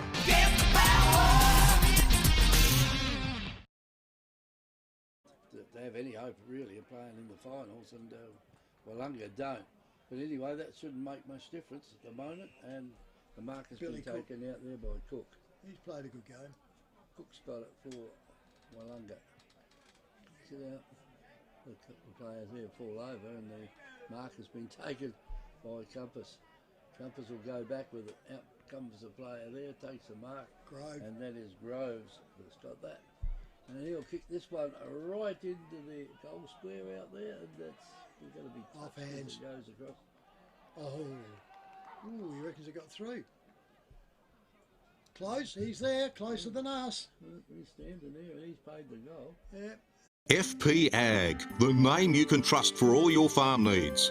FP Ag Rural Supplies has the knowledge and know-how to help you improve your production with expert agronomy advice for your pastures, hay production and broadacre cropping, fertiliser advice and spreading, animal health strategies, fencing needs, expert viticultural advice, livestock sales options, and we also offer an on-farm delivery service. FP Ag, with 5 fully stocked branches across the Fleurieu, we're in your field. So turn around. Ball back in the centre this time. The umpire's got it. 18 minutes, I reckon, gone, Kevy. Up he goes. Up go the ruckman. They knock it down again. The trouble with the most times the ruckman again, they knock down, they're knocking it down on the ground, and that makes it very difficult to get it out. Pushed away this time. They got it up in the air. Player there was trying to run away with it, and that was Hutchins. He couldn't get away with it though. The ball is kicked out now, and it's gone out over here for Willunga if they can get it. Slammed his head down there. Too happy about that, but anyway, the umpire there says, "Oh well, look tough, didn't it? I'll come and throw it up." Up they go. They throw it up this time. Mount Compass have got hold of it. Ball was blocked off the boot. Across the boundary line it goes, and will be thrown in by the H.W. Lucas sign out there. Oh, we know him. Yeah, We know him. Hermie. and the boundary umpire throws it in again. In it goes again. Knocked down there again by Bass, and the ball now goes right in, and there's a mark being taken down there by Pinion. Pinion gets it across. They'll keep it in down there, and I reckon that might be Heatley. Heatley's got it. Kicks it back into the centre stream now. Mount Compass can do something with this. The ball comes down. There's plenty of red and white jumpers over there. They're just standing around, and across it goes down there to number 18 in Billy Cook. And Cook, here's a chance. In goes. Oh, he just got away with that at the time. Touched, he's missed it. That was Haskett, wasn't it? No, that was Hugo Hoke there. Oh, Hoke had it in the end, did he? Got the handball in the end, but yeah, missed that one easily. 7-9 to 5. How's this Compass lads? Oh, they paid a free up, so they paid a free out of here. So I must have, I don't know why that, because the ball was out, so there must have been a bit of tangling in underneath. So Compass is Hunter on it. now with the ball in the centre half back position for Mount Compass. Goes out wide, finds his player running out there deep, and that one goes around to Patrick Acton. Acton goes out, finds his player there in Corey Grove. They've gone wide and they're still down in the back flank, so Grove now, slowly looking forward, drives it up to the bar area up there, goes out over the back. Willunga pick the ball up, handball goes out, finds his player quickly again. That one down there was Darcy Scott, goes out, there's turns around, goes up, Ugle picks it all up, then he gets trapped, he goes in again, he's got a bit of dirt in his weed in his mouth there, and the umpire said no, holding the ball, you had an opportunity, so it goes back to Mount Compass. Still in that half back flank though, so they haven't penetrated too far out. Goes off, kicks it up and down onto the wing position now. Up they go, up and down. Bass can't get it. Grove can't get it. There's a player down. He's twisted an ankle, I reckon. I reckon he's rolled an ankle there, the Willunga player. He's turned around. He's hanging down the bottom. It's not Hoke, is it? Ginger, No, it's not.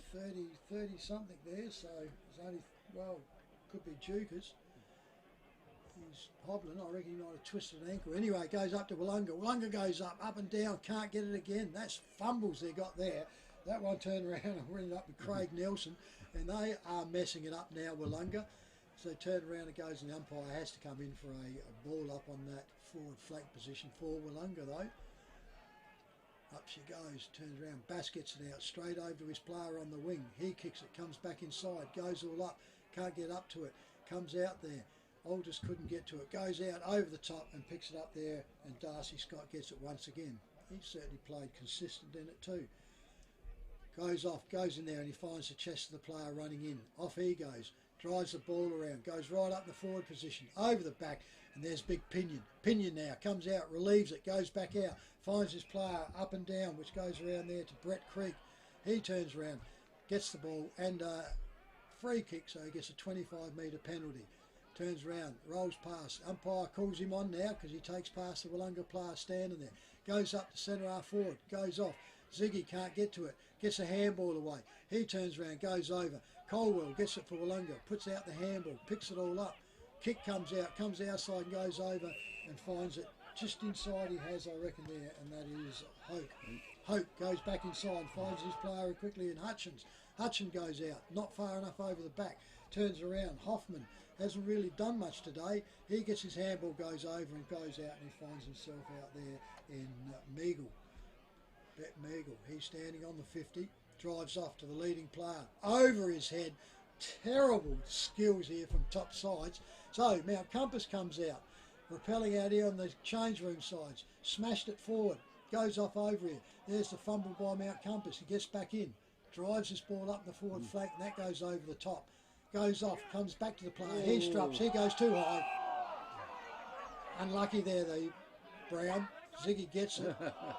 Ziggy gets it because Brown turned around and Ziggy slid down, so you can't blame Brown for that. And as normally happens here, Ziggy really puts it on for the crowd, and he's right in front of them. He loves biting them to him. He drives this ball up, puts it all back, goes short, up and down. Comes back, it's a flick out there by Mount Compass. Umpires let it go, turns around, not far enough. Pinion gets it all up, can't get through it. Smashed, Burdette right on the line, relieves it and goes out, and he finds Meagle out in the back flank. He goes out, dodges around, handballs, gets his kick away, turns around, goes off quickly. Compass, that was a terrible little thing to do. Turns around, picks it all up, there's contact high. Colwell just got him high, and there'll be a free kick there to Mount Compass. Goes around here to Josh Davis. Well, we must be getting close. What have we got? We've got 13, we've got 24 minutes gone, 24, 25, so Davis now with a chance to bring Mount Compass back into this one again. This will certainly tighten it up onto here again. Gets it almost about a goal, doesn't it? It does. 1 goal 2 or something. Yep. So in he comes, drives this ball up. It's kick. hanging up, it's going. Umpire's moving. Umpire moves back and says a goal. He's got it, so Davis gets it.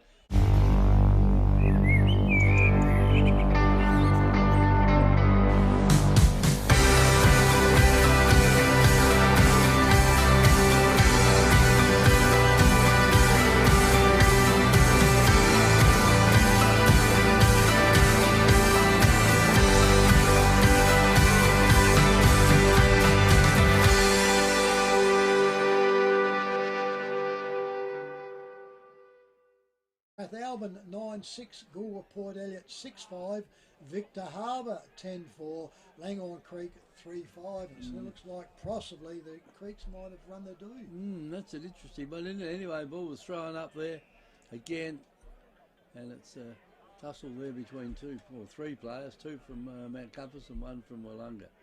Throws it up against the big fella down there, still tries to knock it down, and it's gone right down to the forward line out there for Willunga. And here's a kick in down there. It was Hoke again, it was. Yeah, it was Hoke. He's had a couple of shots like that.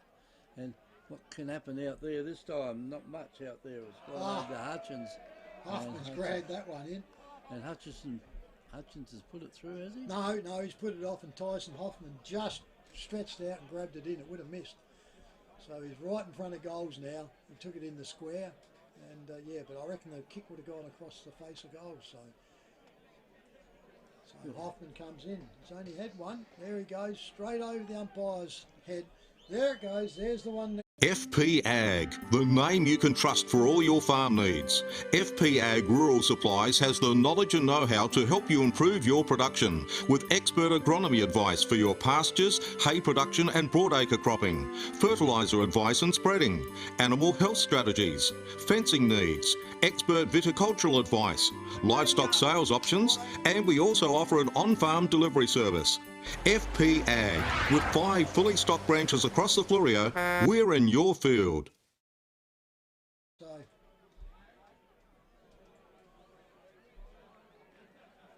So that bit of trouble we had. The gentleman that's father's in Queensland sent his daughter around to us to tell us about in the second quarter with the volume cabbage. So well done, sir. Well, your daughter came around to us, but we did know about it, so thank you. Up they go now, and it comes back down. Compass now, gets out with it, comes over, steps all off over, goes over, he handballs back again, goes over to the other side. That goes off into there, goes through, look at that. That is a quick reply there to Mount Compass. And I reckon that one there, Ziggy was it? Yeah, I didn't know it was Ziggy, whether Adam might have been... The Royal Family Hotel in the main street of Port Elliot prides itself on having a family atmosphere. The dining room is open for lunch and dinner 7 days a week, offering great food specials and friendly service. Enjoy.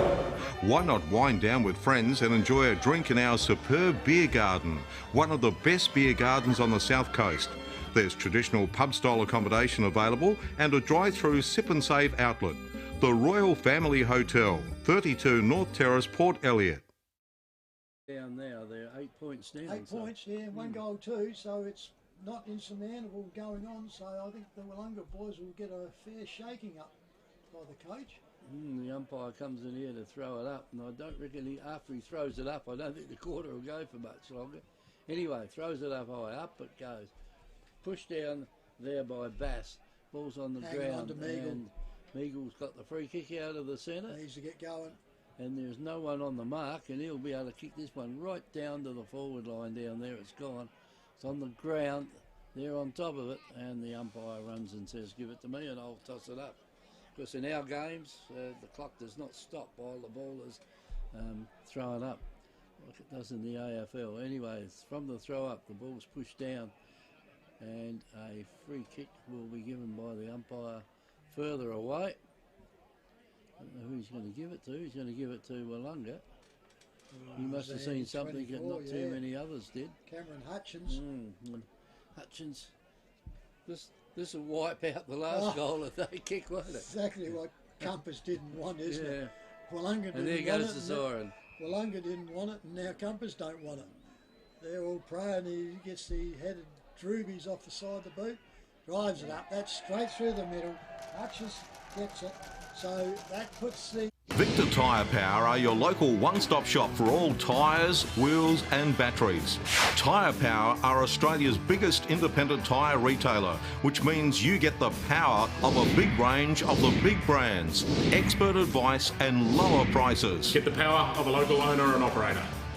Get the power of great service that keeps you coming back. Get the power. Victor Tyre Power, 170A Hindmarsh Road, Victor Harbour. Get the power! To Brett Meagle, Cameron Hutchins, Hugo Hoke, Darcy Scott and Craig Nelson. And for Mount Compass, Ziggy Vakunas with 3, singles to Josh Davis, Leon Turner, Corey Grove, and there's one other there. I think it may be Josh Davis, but we couldn't pick up who it was. So there's the scores. Hopefully we can get the 3/4 time scores around the ground on our break. So this is 90.1 Happy FM, is Great Southern Footy on air and YouTube. Mount Compass Quarry and Landscape Supplies have over 40 years experience in mining and blending soils and organics. We're specialists in turf soils, landscaping and organic blends. Customised washed sands for horse arenas, sports grounds and building sands. We also have a large range of decorative stones, gravels, mulches and pine barks. From car trailers to all truckloads. Wholesale quarry direct. Mount Compass Quarry and Landscape Supplies, 86 Sandmine Road, Mount Compass. Open Monday to Friday, 7am to 4pm and Saturday 7am to 11am. Phone 8556 8421.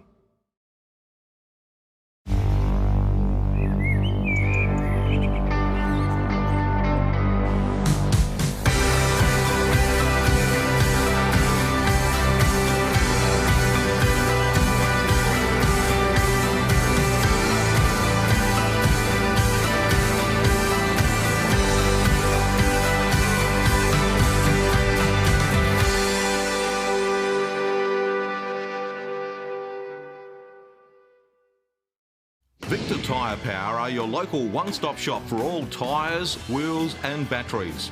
Tyre Power are Australia's biggest independent tyre retailer, which means you get the power of a big range of the big brands, expert advice and lower prices. Get the power of a local owner and operator. Get the power of great service that keeps you coming back. Get the power. Victor Tyre Power, 170A Hindmarsh Road, Victor Harbour. Get the power! The Royal Family Hotel in the main street of Port Elliot prides itself on having a family atmosphere. The dining room is open for lunch and dinner 7 days a week, offering great food specials and friendly service. Enjoy.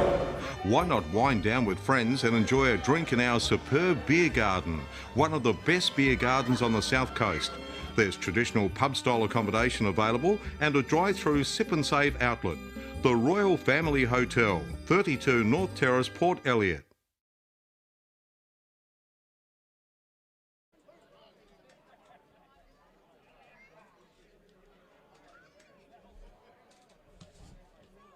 Good. I wonder if I have. Yeah, 3/4 time.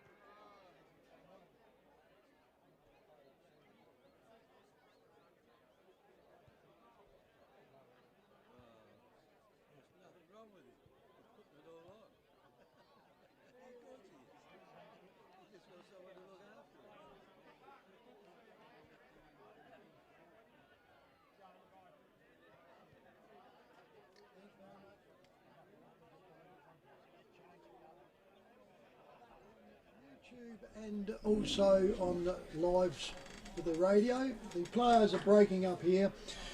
Scores around the grounds for the YouTube viewers that are out there is Willunga here 9-9, Mount Compass 7-7, McLaren, the top side in the league so far, 16-1. Maiponga Selix 7-5.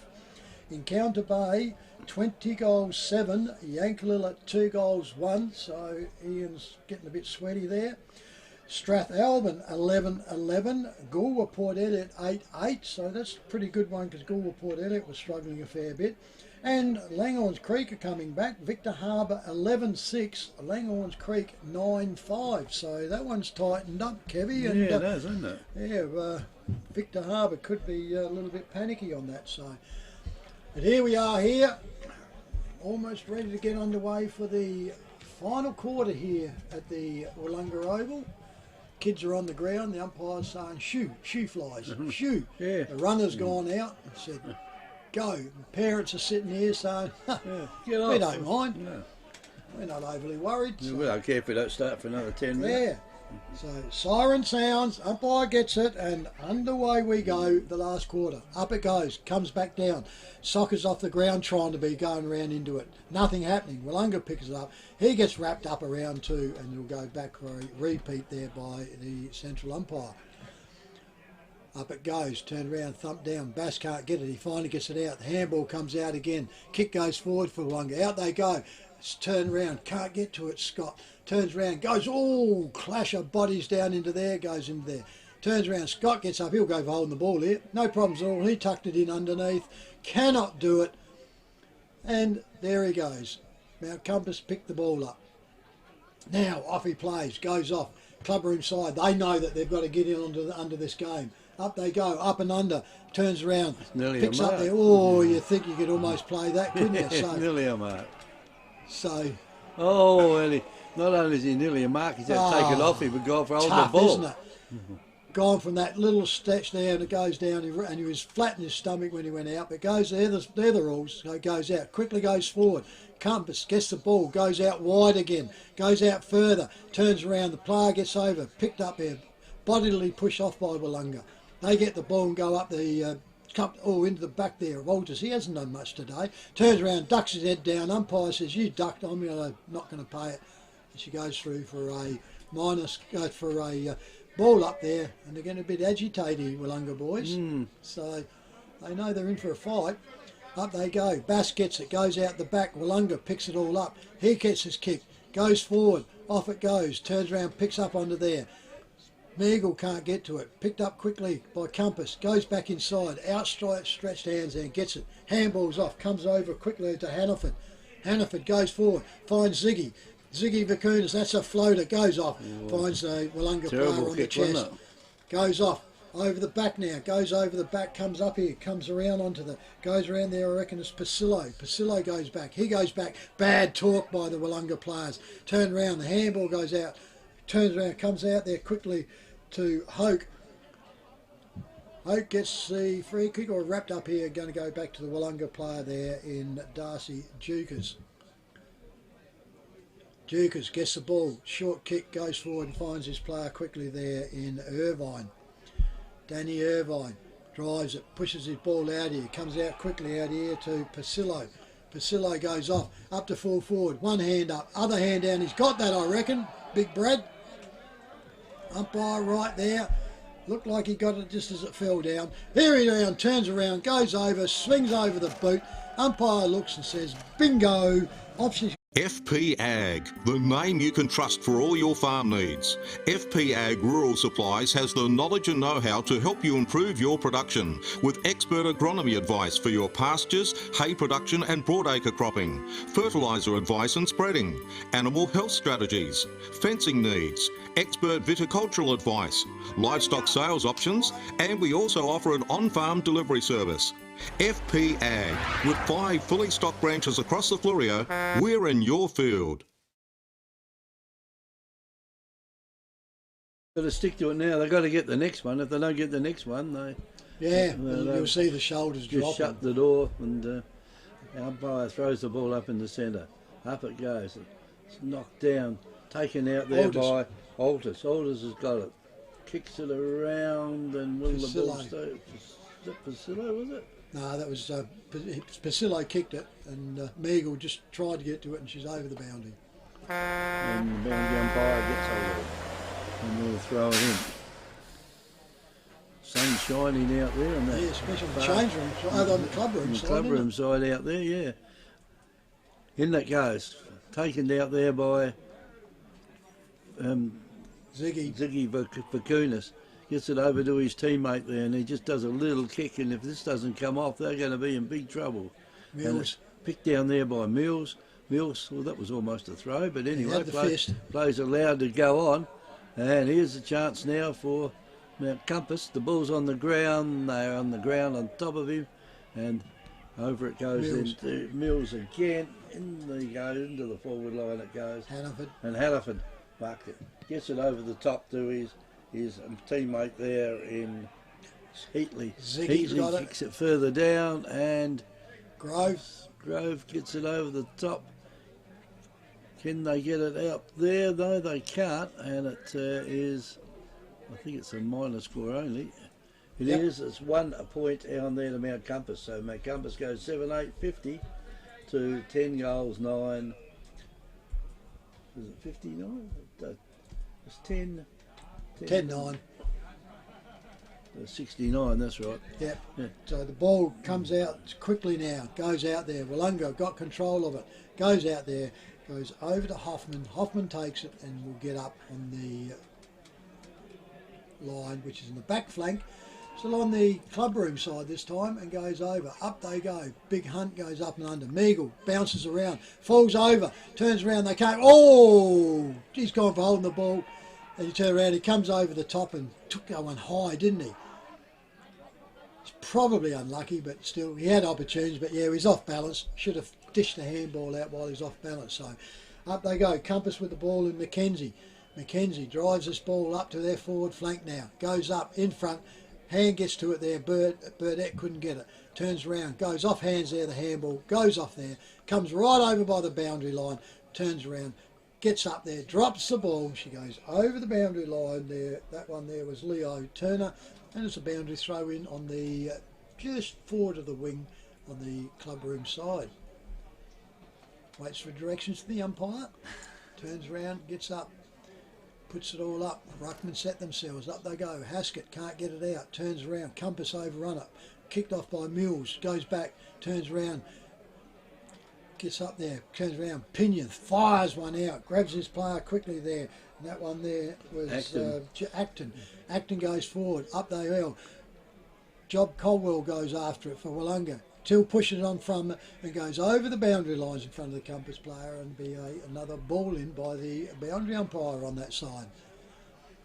So the sun will be nice, but I reckon it'll be cold in another half an hour. Yeah, you know it's late here when the shadows are right across there, and they're starting to go now. Up they go. Ruckman goes up. Haskett gets it out. Comes out the back. Overruns it there with Willunga.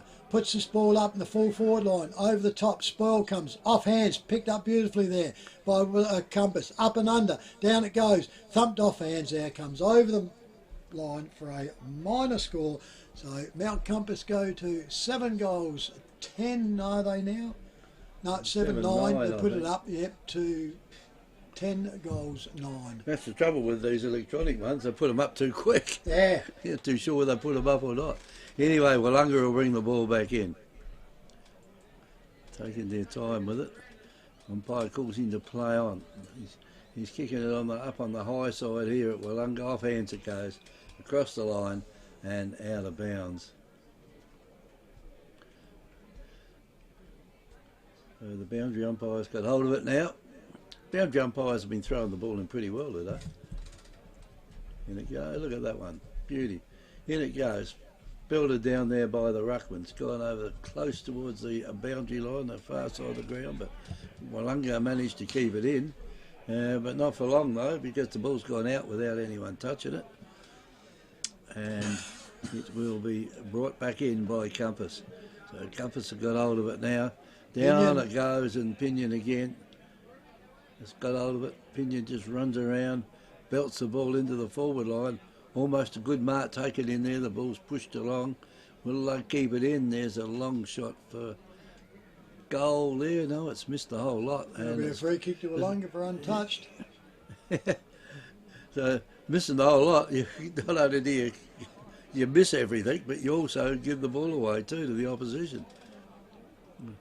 Anyway, I think that they're waiting for some leadership on then from the umpires of where it should come in from. But anyway, they managed to just push it in anyway.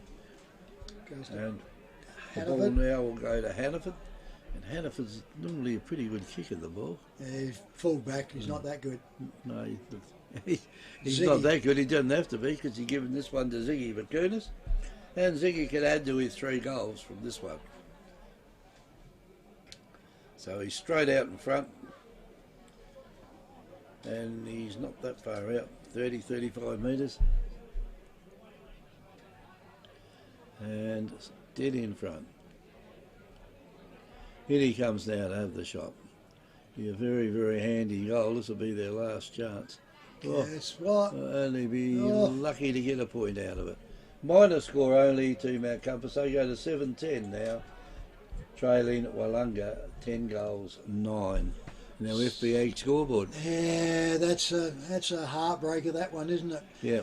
So Burdett with the ball for Willunga, drives off, puts it out the clubroom side, goes over the back. Willunga try to get it up, turns around, Bass gets him, rolls him around, and gets a ball up there in the forward flank for Mount Compass. Up she goes, pushing and shoving. Bass gets it, handballs off, comes off hands, couldn't get it out through the player. Turns around, gets it up, wraps it up the player there, and he turns around, gets onto it. And that one there was Cameron Hutchins. One way of getting rid of your opponent is pick him up and put him out of it. Yeah, so he was turned around was Patrick Acton. He's hurt him because he's rolling around. I reckon. Was that the one that got hurt earlier? No, the other one was a Willunga player. Wow. So, but he's rolling. I reckon he's got crushed down on his leg, I reckon. So we have time off here. So we wait to see who goes on. The trainers are going out. He's rolling around. He's not too good. So turn around onto it. So 3/4 time scores we've got, folks, around the ground. McLaren 16-1. Maiponga Selix 7-5. Encounter Bay 27. Yankalilla 2 goals 1. And we have Strathalbyn 11-11, Goolwa Port Elliot 8-8, Victor Harbour 11-6 to Langhorns Creek 9-5, and the player over there is in the hands of the trainers, and I reckon they're going to take him off over the boundary line out that side. So he's ginger on that leg, he's up, so I reckon he's done an ankle. So the umpires are saying it's not smart move by the trainers. You're down until he actually gets off the ground. So you player down. So if they put him across the line though, yeah, that's what I'm saying. The other player but the umpires won't hold. Yeah, they're going to go on with it now. So yeah, put him over the fence. It's all right. But like I said, that's him gone. So anyway, he will be in this last quarter. But yeah, so the ball's gone up and come down, and now so boundary throw in by the boundary umpire, still out there on that forward flank. Up they go. That's the right end for Mount Compass. Soccer's all off, goes off, smothered kick there by Willunga. Turns around, he gets wrapped up. Hicks can't do out there, and he turns around and picks up there. Brown steps in. The umpire steps in this time for the throw up again. Up they go, turns around, nobody gets it. Out Compass mainly, goes over, out to Colwell. Colwell steps back inside, gets his handball away, hasn't hit the target. Bass should just kick that off the ground. Handball's over, turns around up and down from Burdett, I reckon it is. Goes up and down, pitched out there. Mount Willunga overrun it, turns around, quickly there by Scott. Sorry, it was Nelson. Nelson goes out, comes the big player out there, and taking the ball in relief there is Reece Chadwick. Mount Compass drives his ball back to the centre. Out they go. Finds this player out here on the wing. That one there's Josh Davis. Josh Davis puts it up. The leading player, Ziggy, can't get to it. Turns around, handballs off, puts it out, finds his player, goes back again to Davis. Davis kicks smothered. Over the top it goes. Picked up there, handballs off, good back up there by Brown. Brown can't kick it too far, but falls in the hands of, I reckon, was lucky to get the distance, and that's in the hands there of Tregenza. Tregenza, bad kick, goes in, puts the player under pressure there, gets all up, puts all over there, and goes onto there, and turns around. Umpires pinged him for holding the ball, and the ball was on, wasn't underneath him. Anyhow, it goes up, goes out there, handball goes over, quickly over to Compass. Compass out to Simmons. Simmons' kick goes deep into the pocket. Turn around, Colwell picks it up, sidesteps, handballs the player running past. He handballs out. Running player, back up goes. Willunga take control of the ball going out, and it's a bad kick and finds the chest there of Mackenzie. Mackenzie goes back out. He finds his player deep in the forward flank there. Looks into the sun. Doesn't know, there's not much coming, so he just bombs this one up in the air. Waits to see what happens. Out they go. Out they go. Big hands there of Pinion, and an easy leap. He gets into it and pulls it down. So, I need that. So we've got ourselves 15 minutes gone, Kevy, which is unusual, isn't it? Why is that? Well, it just doesn't seem like it, does it? There's just sort of been nothing in this. There's And, been nothing happening. yeah, and so Pinion comes in, has not kicked a goal, thank you very much. Turns round, this was the one that goes all up. Umpire's moving, guess what? Still has not kicked a goal. So Mount Compass go to 7 goals 11 to Willunga, 10-9 on the FPH scoreboard. They've lost it with those last 2 kicks, haven't they? Yeah, they certainly have. I mean, they could have got goals on both of them with a little bit of luck. But anyway, now they kick the ball out, then they kick it back into the goal square again. That's Mount Compass. And over the far side of the ground it goes. Be cleared away now by Willunga. And down the ground it goes. Mark is taken over there by Meagle. So Meagle now's got the chance to put it into almost to the 50-metre line here. And he has. It's down there now. Up go the umpire's arms. And he says, just quickly down there. And the mark has been taken down there now by Pasillo. Willunga to Pasillo.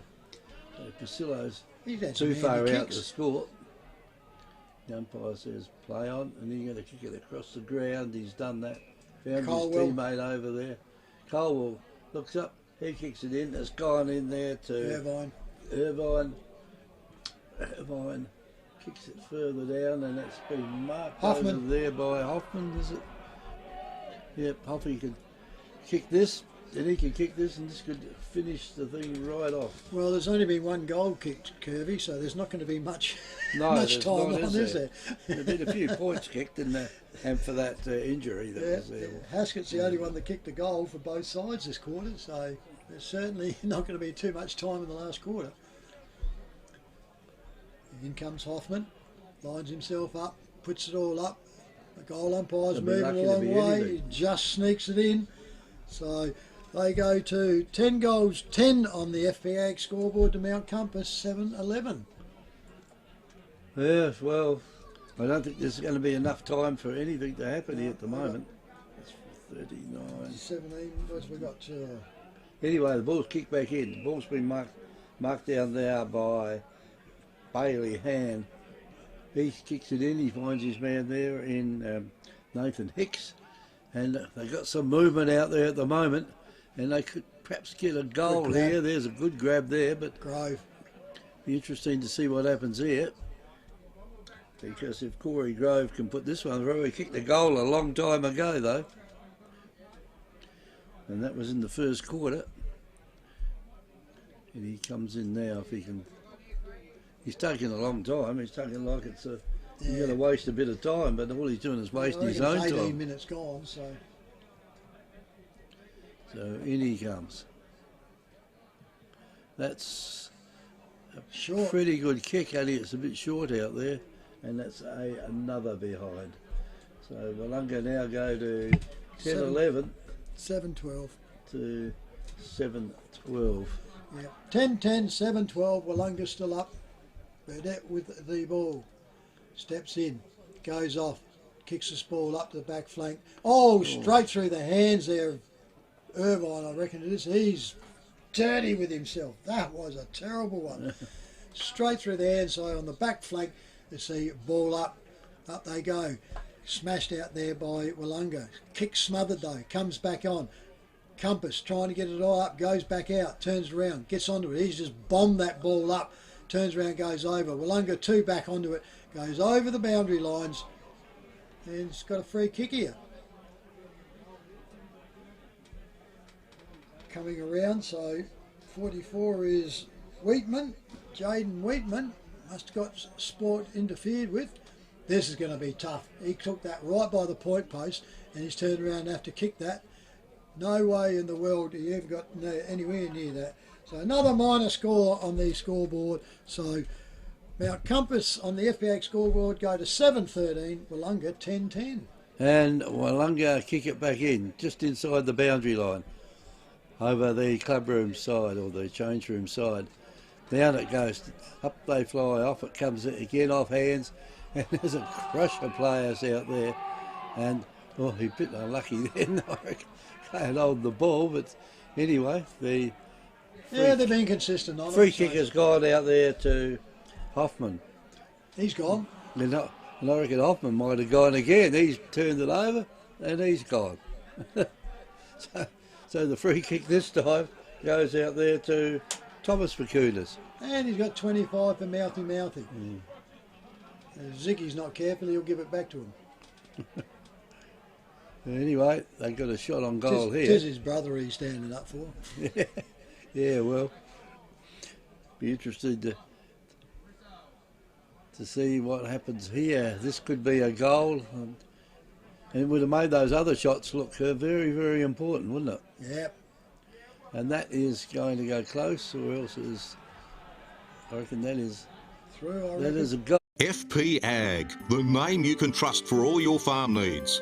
FP Ag Rural Supplies has the knowledge and know-how to help you improve your production with expert agronomy advice for your pastures, hay production and broadacre cropping, fertiliser advice and spreading, animal health strategies, fencing needs, expert viticultural advice, livestock sales options, and we also offer an on-farm delivery service. FP Ag, with 5 fully stocked branches across the Fleurieu, we're in your field.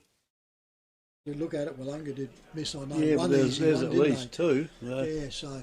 Anyway, the umpire's got hold of the ball now, throw it up there. There won't be too long to go, maybe 5 minutes or so. Yeah, I reckon we're into 21, 22 minutes gone, so. Umpire tosses it up again, up it goes. Pushed down over there by Willunga, and it comes out again, and this could be another long shotting for goal out there by Mount Compass, and that one's Pinion. Gee, it make these others look pretty important, won't it?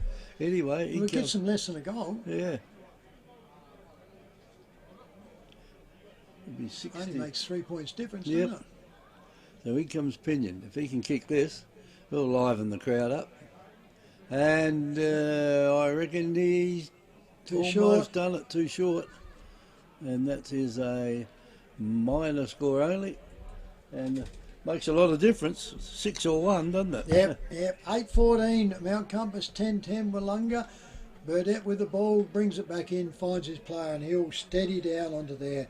And that one gets around into there to Dukas. Dukas comes out wide and he finds Pasillo. Certainly got some kicks, this Oliver Pasillo. So he comes around, drives the ball up on the change room side. Up they go. Body goes out. Pinion goes up. Actually, you're probably fair with that. He only bumped him, didn't he? And his eyes on the balls, and he took the mark. So I mean, the others probably unlucky. Others have been picking him up and throwing him out of the way. Comes over to Danny Dukas. Dukas up in the forward lines. Comes out there. Comes out quickly out through there in Hannaford. Hannaford from Mount Compass goes off, picked off of the shoes. Oh, he's paid that one. That was low. He's right there, but yeah, it goes off. So Mount Compass with it now in Wheatman. Wheatman kicks in the man on the mark in Bass. Handball goes back. Bass gets one in the face. Turns around, goes down. Up they goes up there through Hannaford. Hannaford's thrown around. Vacunas gets it. The umpire says play on. Vacunas goes forward. Turns around, picks it all up. And that's down low, and that one goes to Josh Davis. Davis knows he can't get it. Puts it all up. That comes out. Burdett gets it. He goes wide. Looked like he got one high. He turned around, which it is. The umpire backs, picked it all up and given an FAD. Turn around, goes over quickly. Goes over there to Aldous now. Colwell takes it and then gets bumped down. They've only got to play smart here. Don't have to panic. Turn around, goes up. Compass is doing that for him. Over it comes out wide. That's a good grab overhead. Goes off, bounces once, takes all off. He can go again if he wants, and he doesn't. Drives this up. Up they go. Up they go. Big Haskett. Buddy turned around, couldn't get away from Hannaford, who's a pretty big boy himself. So in the darks here now, if you look out there now, Kevy, that's You think it's light's night gone, time, wouldn't hasn't you? it? Someone's the turned the shadow's lights out. completely gone over there in the matter of 5 minutes. So the sun's really gone down. So Haskett now will make absolute certain of this one. He's kicked himself, won this quarter, he's got 3 so far, puts this one through, it's good night nurse.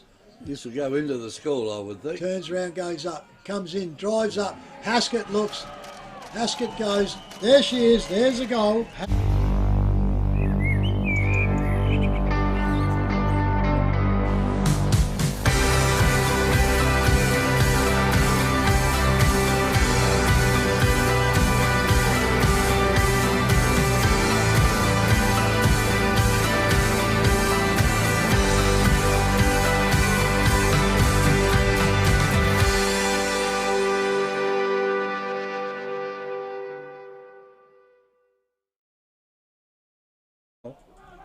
Yeah, that's true. Yeah, I forgot about that. So that will add a bit.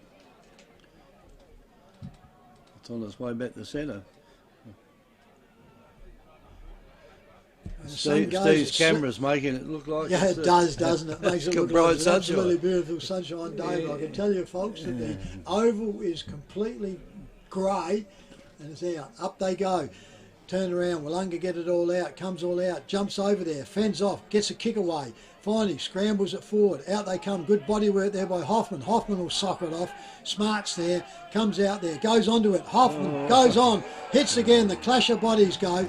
Both heads clash onto that. You can't blame them. They're both stunned.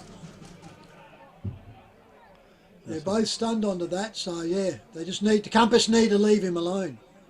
That's not what they should do.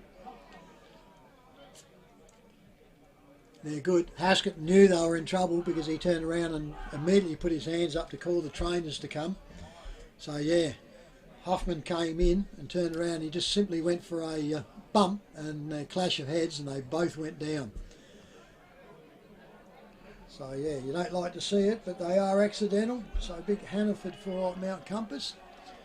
He's rolling around, he's talking. They're just taking special care with him here now. Yeah. I'll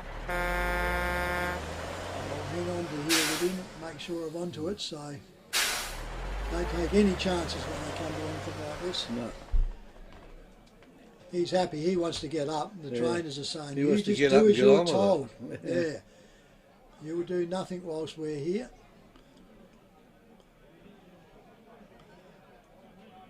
I think he wants to get up, but Yeah. I don't think they want him to get up. You got to take care. I think that could be the doctor out most, there too. Most players, yeah. Yeah, it's the Willunga doctor. He just keeps his car just here, and he was out real quick when you know Haskett was calling, which is good to see. He's an AFL umpire. Doctor too. He's been involved with football for Melbourne, I many think, isn't it? many years. So he'll be making sure he's right. But yeah, so whilst this goes, folks, we turn around. They're calling for a stretcher, I think. So turn around, so it'll take longer.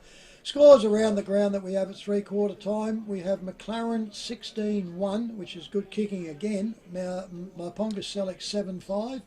Encounter Bay 27, Yankalilla 2-1. Strathalbyn 11-11, struggling against Galway Port Elliot 8-8. And Victor Harbour 11-6.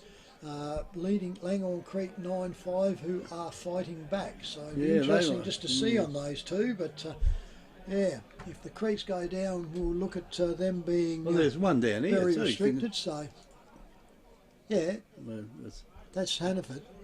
oh yeah, right. Yeah, that's Hannaford. He's the one that went down.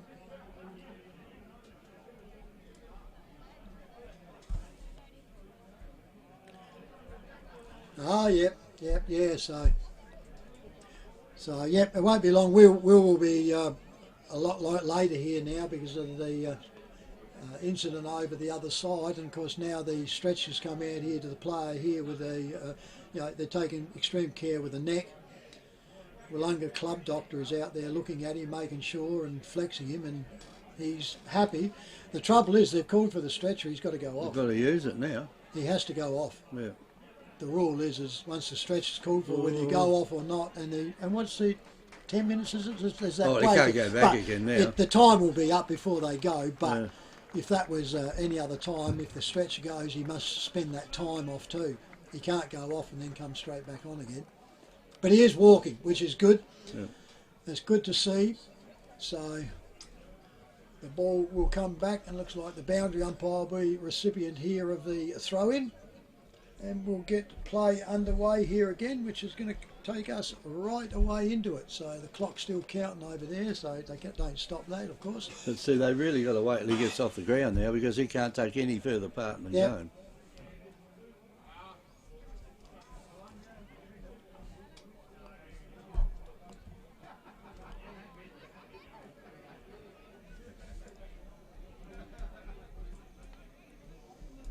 Oh.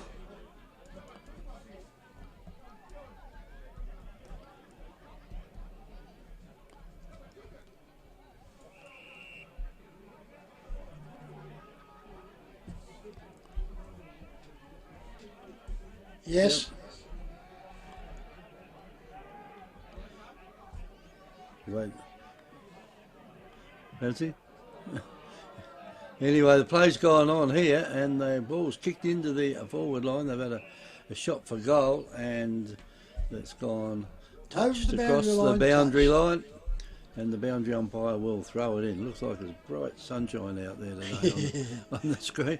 Anyway, the ball gets thrown in. It's almost thrown right into the goal square.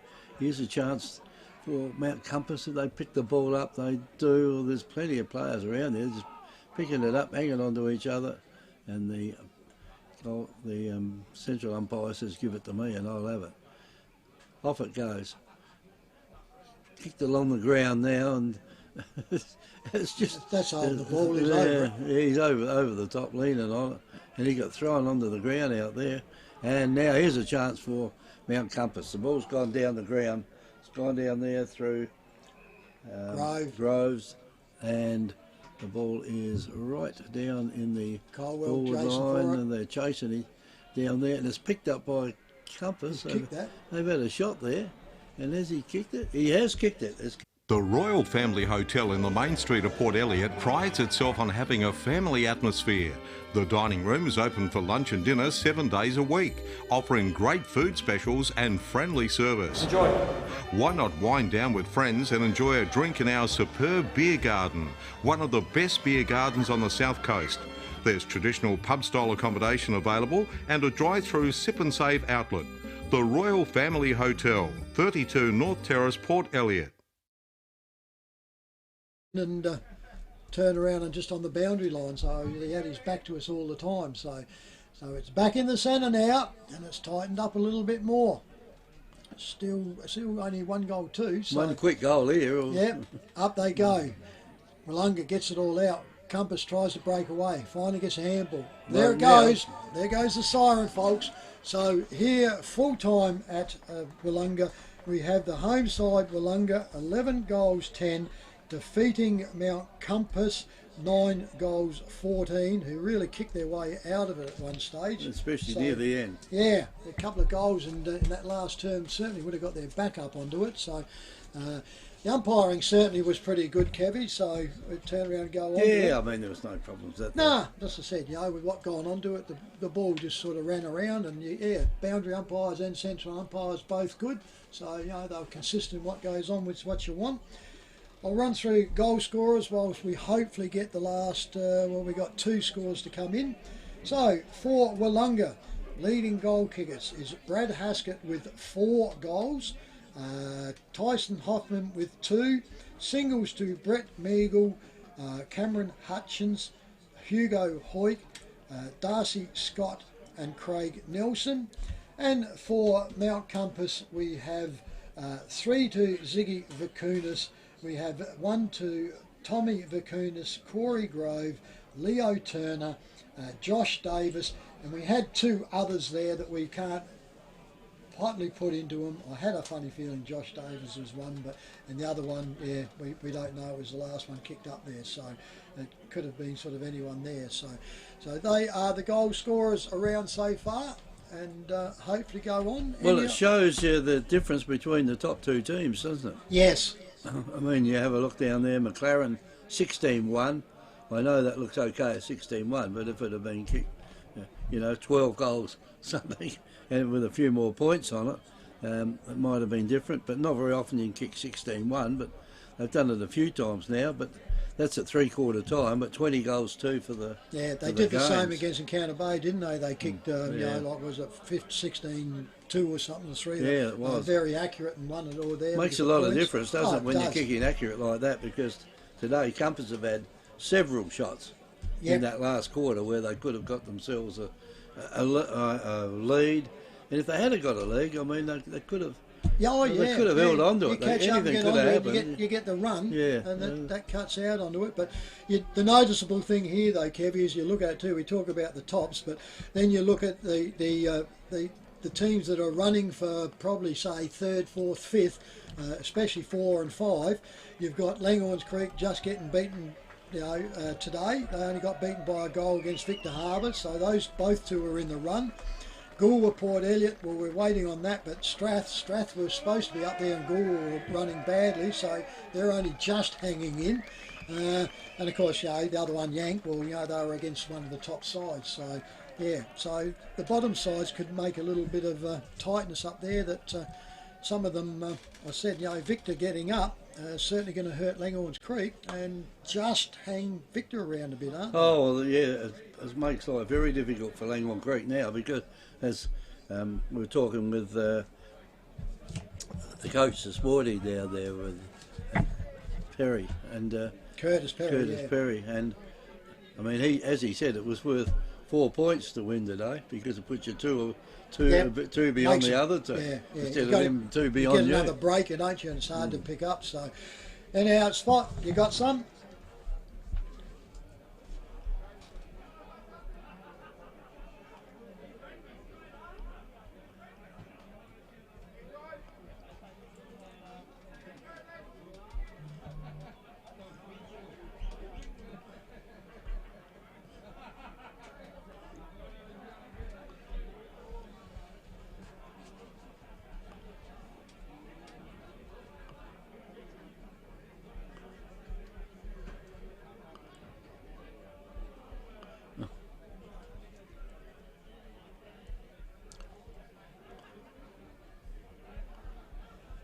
Thank you for that. Thank Terry for that. I know he's got nothing else to do all day. We'll put these out on YouTube for the viewers out there that are listening. Full-time scores around for the round 10 at the Great Southern Football League here at Willunga. Willunga 11-10, Mount Compass 9-14, McLaren 22, Maiponga Selix 8-9. Encounter Bay 24-10, Yankalilla 5 goals 1, Strathalbyn kicked away strongly 20 goals 14, Goolwa Port Elliot 9 goals 8, and Victor Harbour 12-8 to Langhorns Creek 11-8. So that's it, that'll wrap us up for there. Next week we'll go live to a game, we'll figure out where we're going and let you know as soon as we can. This is 90.1 Happy FM, is Great Southern Footy on air and YouTube.